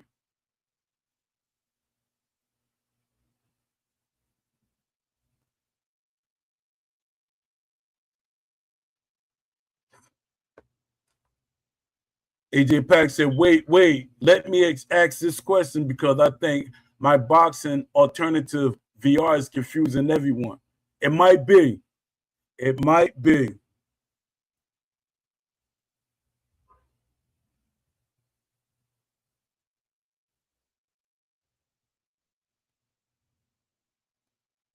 Is boxing different on VR versus, non VR versus VR?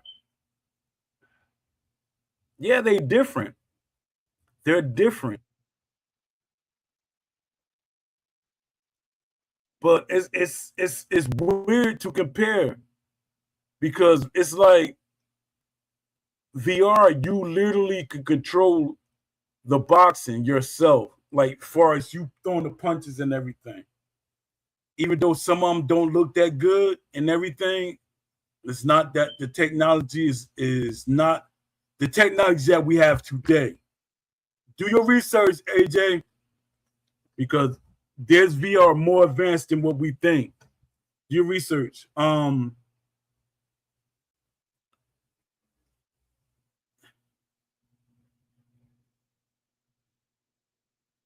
Because with we're able to do things through the punches, but we're still sitting. With a regular non VR game, like it's like saying, I'm gonna use this example because this is a good thing.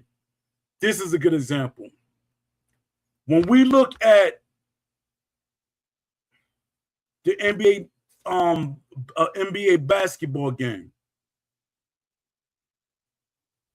And the person, let's just say the person playing VR, playing basketball, he's shooting the basketball, and it looked like basketball.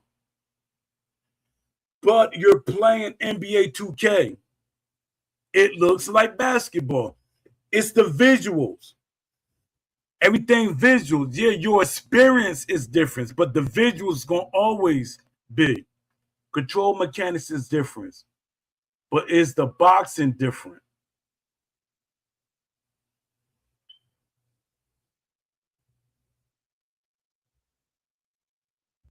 It's the control. It's always going to be control. And the control is always going to be different. Mechanics or whatever. Mechanics always what plays out. Whatever's in the game that you like, the mechanics is what you got, like that represent what you're doing. Now, when you utilize it, how you're able to utilize it. But a person that box, just because, a person that's doing VR, just because it's VR, doesn't make it a representative. Like, so, all right, let's say that Undisputed was a VR boxing game. Then the people going to be saying, well, Deontay Wilder is not fighting like Deontay Wilder. Of course not. He's not fighting like Deontay Wilder. You're Deontay Wilder in the game. All you're doing is you have his name and his character. And basically what we have today in Undisputed is a VR game, kind of, because we just have these boxers with names and they're not representatives of themselves. It's just a little bit, just enough. It's just enough to say that's what that character is. It's just enough to say that's what that boxer is. That's the problem. I want to make an argument that at this current time, the boxing is more advanced in non-VR as opposed to VR. The reason why?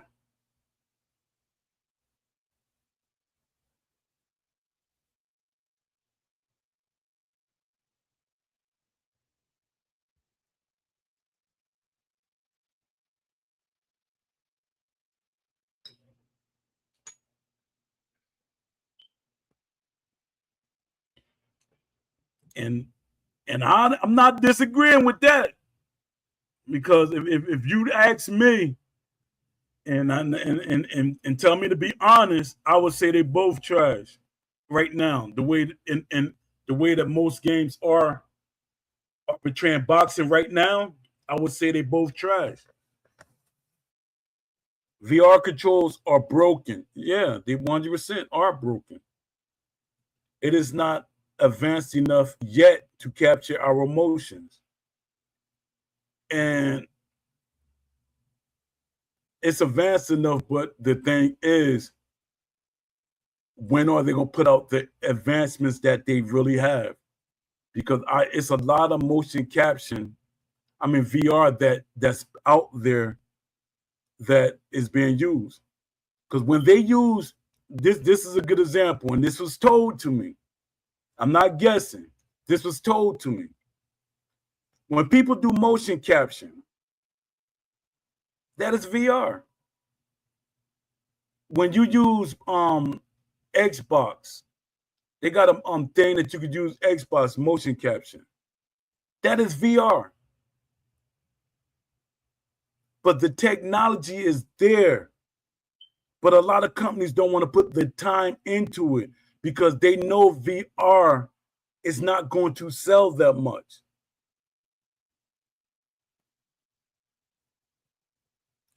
Yeah, they're not going to put that much time in it. They can make the most realistic VR boxing game to date that we ever want. But companies not going to invest in that because they feel that it's going to be a waste of time. We're not going to get that many people to buy it. Because it's like saying, let's make a VR NBA 2K. Will it sell well? Not at all. They will get a couple of people to buy it. Let's make a VR baseball game. Will it sell well? Not at all. Let's get a what's that? Golf game, a VR golf game. They have VR golf games. Why don't they team up with them VR golf games? They're not.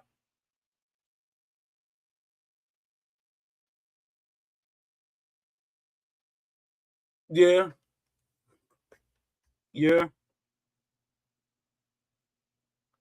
We is only it has a now that's what we call a niche. That's why we keep my argument with game development, the developers, and I had to bring this to their attention because they've been saying it for so long.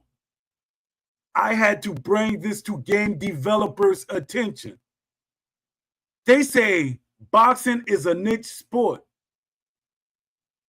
I said, how is boxing a niche sport and it makes billions of dollars? Something that makes billions of dollars is not a niche sport. Why is the Saudis involved in boxing? Why is all these companies trying to be involved in boxing?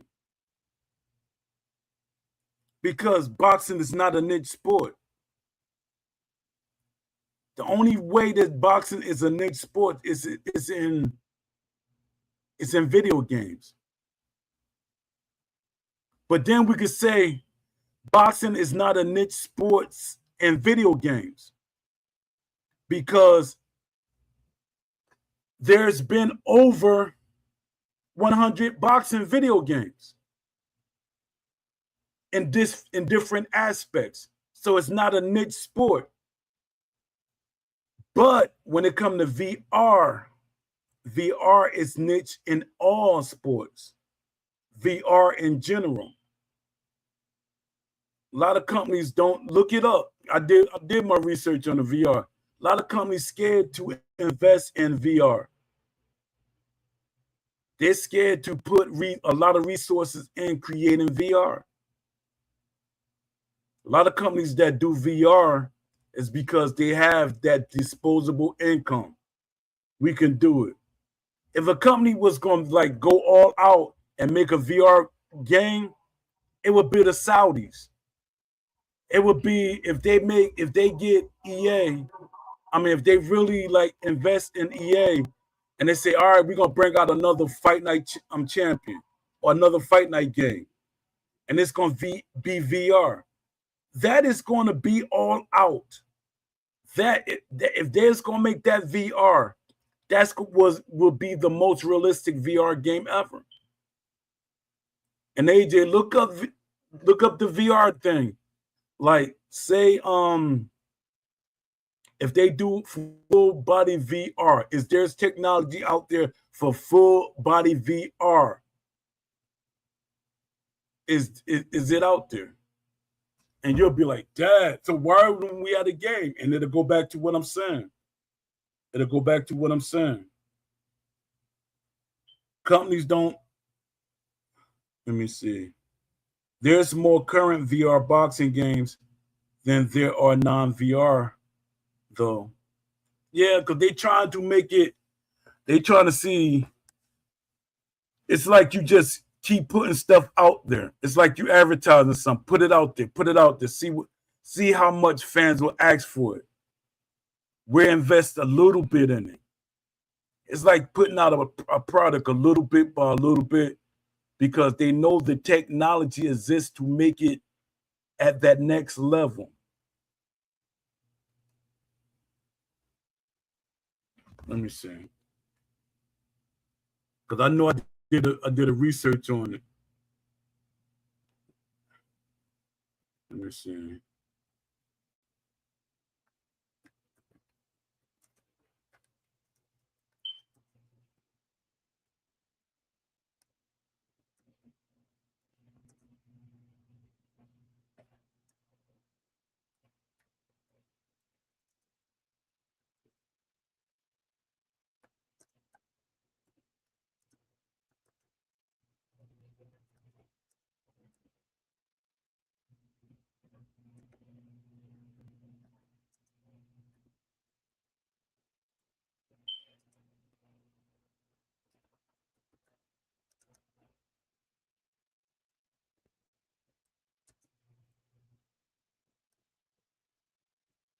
Hold up. Yeah, I saw it was this thing that you could put the things on your feet and everything, your hands and everything.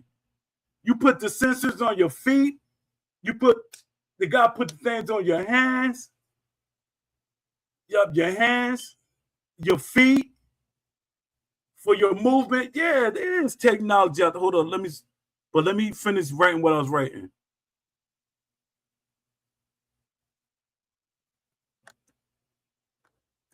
Yeah, I saw that. I gotta look up the video.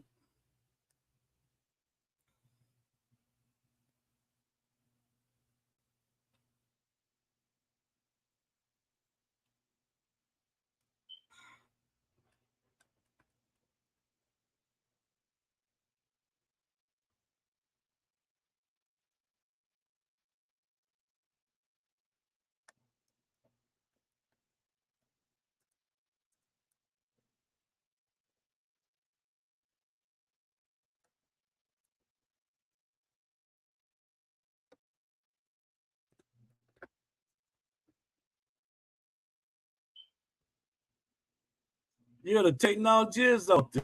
Let me see. I saw that. Look it up. See, look. See, this is exactly. Yeah, I know what I was talking about. All right. What full body VR boxing actually mean in 2026 tech terms? A true system will combine 4 layers: a full body tracking, movement, realisms. All right, here you go. It tracks your head, hand tracking. It got waist and feet tracking, and an advanced skeletal tracking. It's like almost if you wear like a whole thing, it tracks like if because you got the what's it called, the especially with Xbox, you got that thing that tracks the movement in the room. There's technology that tracks your movement, and that technology been out for decades, to be honest. So it tracks the anything that's in the room. So it tracks your whole movement. So that technology been out, and I was thinking about that. I was like, hold up, they got technology out that tracks your whole body movement. It could track your body heat and everything. That technology is like literally out.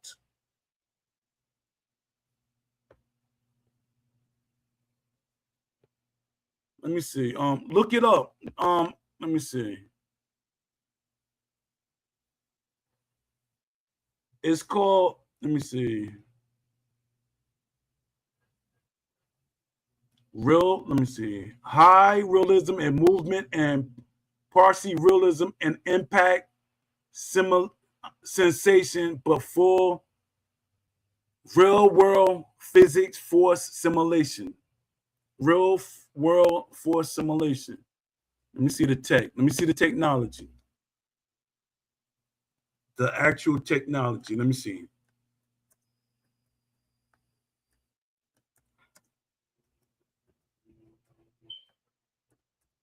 Yeah, because I saw something like that. Because I'm a tech kid.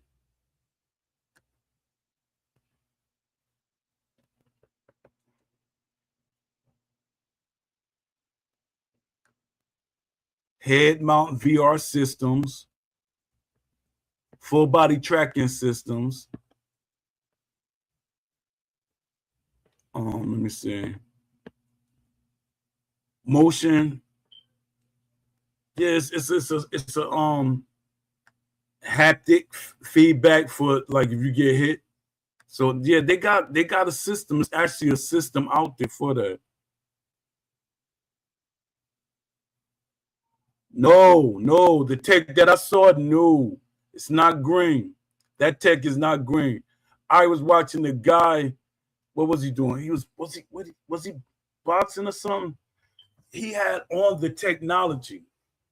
He had on his hands, his feet, and everything, haptic feedback. And he said, I feel it shake and vibrate and certain things like that. Because the shake and vibration is basically what we have in the controllers, like the haptic feedback and all that. You got that, like when you put the thing on your hand, because they even got it so you could put these things on your hands. They're not, they don't stay, I guess they suctions or whatever. You could put them on your hands and stuff like that. I definitely, and there even is a vest, yeah. And there's definitely a vest for body haptic feedback, yeah. And there's a vest. I seen some, it's a thinner version of a vest that you could put on.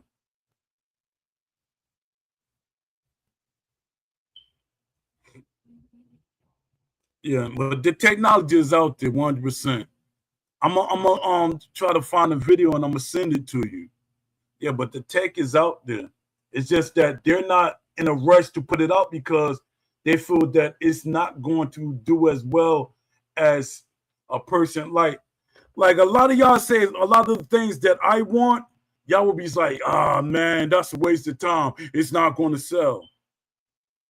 It's not like people keep saying, like my thing is, and that should be a question.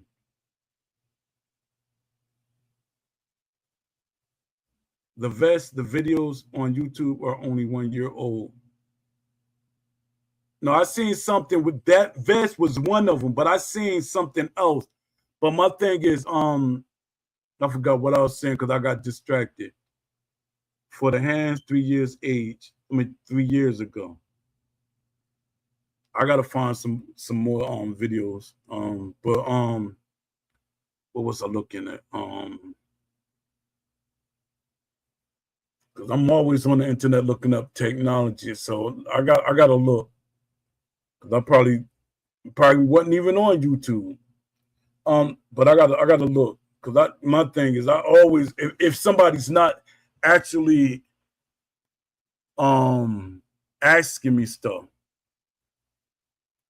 like somebody always like trying to, like, even right now, I don't know if I send it to you, but this guy, he's working on something and he want me to be a part of what he's doing. But I don't want to be a part of it because I'm not an MMA fan like that. I'm not a UFC fan like that. So that goes against what I'm trying to push for. You're trying to divert me from what I'm trying to push for. He said he loved everything that I'm doing.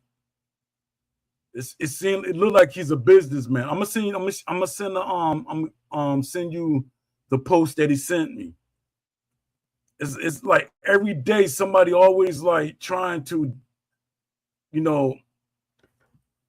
like bring me on a board or want me to support what they're doing. And a lot of things, when it goes against what I want, I can't. My thing was I was always that. I guess it kept me alive. It kept me safe because if I don't like something, I'm not going to like it. I might, if it's not over the top against what I like, I'm going to support it. Like a boxing game.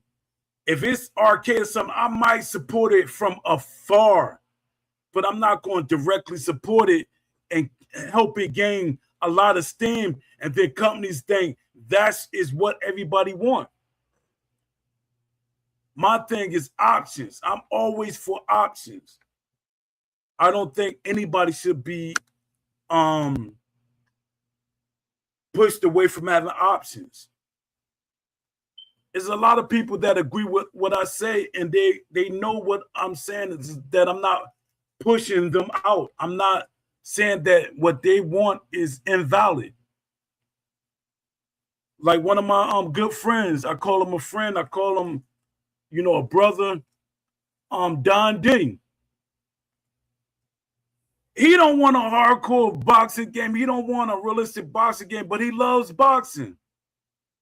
He wants a hybrid. He wants an in-between. But we respect each other's wants. And my thing is, I respect everything that everybody wants.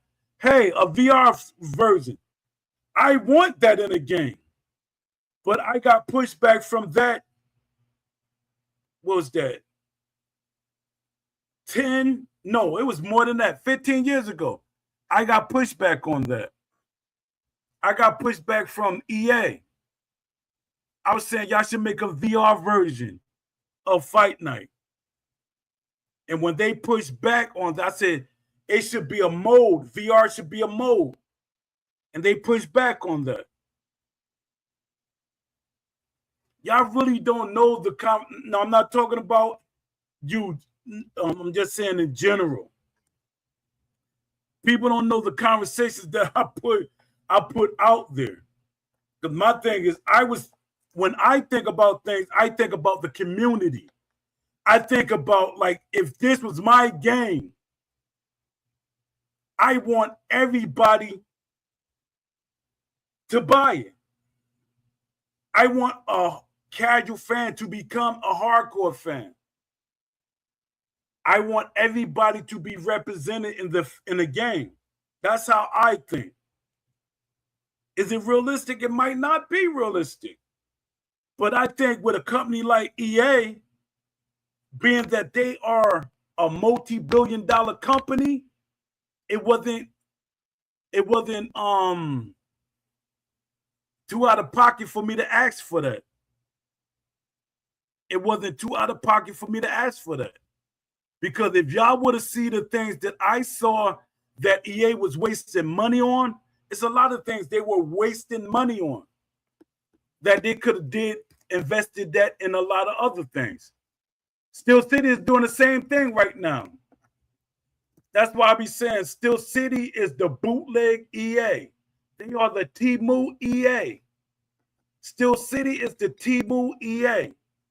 Because they're trying to do what EA was doing, but EA had a better product. They're trying to do what EA was doing, but EA had a better product. And EA did all their promotions early on. You didn't see EA's, they're still promoting. You don't still see EA promoting what game they got up? Madden. You don't still see them promoting Madden now. You don't still see them promoting any of their sports games now, having tutorials and stuff like that. You don't see them doing that. They did all of that in the beginning. True, Undisputed is like Temu boxing. Exactly. It is 100%. It's like they're doing everything backwards. And they're a promotion company to me. They're a marketing and promotion company to me. They're doing too many things backwards. All right, y'all. Y'all got me. I did a little more than I usually do. What's up, PLO 617?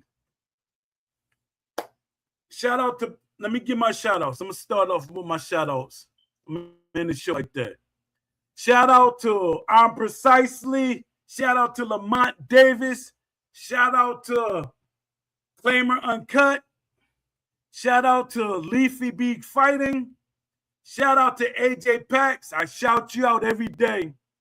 Shout out to the Wishlist Mafia. Shout out to Brian Brizzo Hayes. Shout out to, let me see, Boxing Gamer. Shout out to I don't know why I said Boxing Gamer, Hip Hop Gamer. Shout out to who else I'm saying? Blaster X. Shout out to who else? Ichiro. Shout out to Donnie in the Discord. Shout out to who else? I'm leaving out people.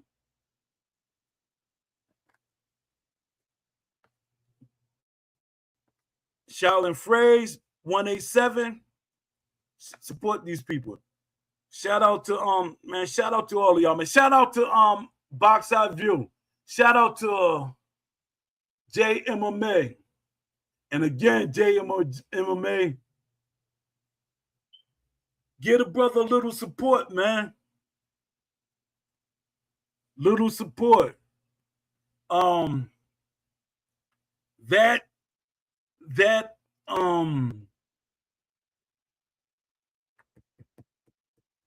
The survey works more than y'all think. Survey means a lot, and I keep saying this for a reason, and I'm pushing it for a reason. Like I keep telling y'all, I am talking to developers behind the scene. Other developers want to make boxing games, but they're not investing millions of dollars. And you know what? People feel like, hey, it's not my money, so they don't care. But guess what? Those developers care, especially in this economy. They want to know what they're putting their money toward. Is it worth putting their money towards it? That's what a survey does. And if Steel City puts out a third-party survey, everybody gets to see the results because fans want the survey results public. And that helps us see what fans want. And y'all got to stop saying they know what we want. They knew what we want way before all of this nonsense we got now. But like I said, a survey is a receipt that the publisher and investors get to see. Because a lot of these investors do not know about what the community wants. A lot of investors don't go on these forums and stuff. A lot of these investors listen to what the developers tell them, what Ash Habib tell them, what the game companies tell them. So the investors and publishers benefit from a survey. But y'all have to push them. If nobody's saying anything, they're going to go with what the developers tell them. Plain and simple. All right. So shout out to everybody that support the show and shout out to the developers that watch my show. I appreciate y'all. I appreciate y'all. I know a lot of y'all want to say things, but if y'all say something, it makes it seem like y'all working on a project and people are going to bombard y'all and try to force y'all to push the game out. I know y'all control when y'all put the game out. But when you get people that say, no, you should put the game out in early access, and people will say, we will pay to play the game in early access, a lot of investors will see that as, hey, we can't deny that money. Then once they put the game out, they're going to keep working off of that model of the game, of that version of the game that is broken. And they don't want to do that. All right, y'all, let me stop. I was trying to get to the let me see, could I waste a couple of more minutes? At least let me to it 2.5 hours. Yeah, but we gotta push the survey, y'all. We gotta push the survey. Please support the service. Please like, even to the developers that watch the show. Share it, man. Y'all ain't saying anything. Y'all just sharing the survey. Just share the survey. If y'all got a ghost account, share the survey. Share it to your friends. Vote on it.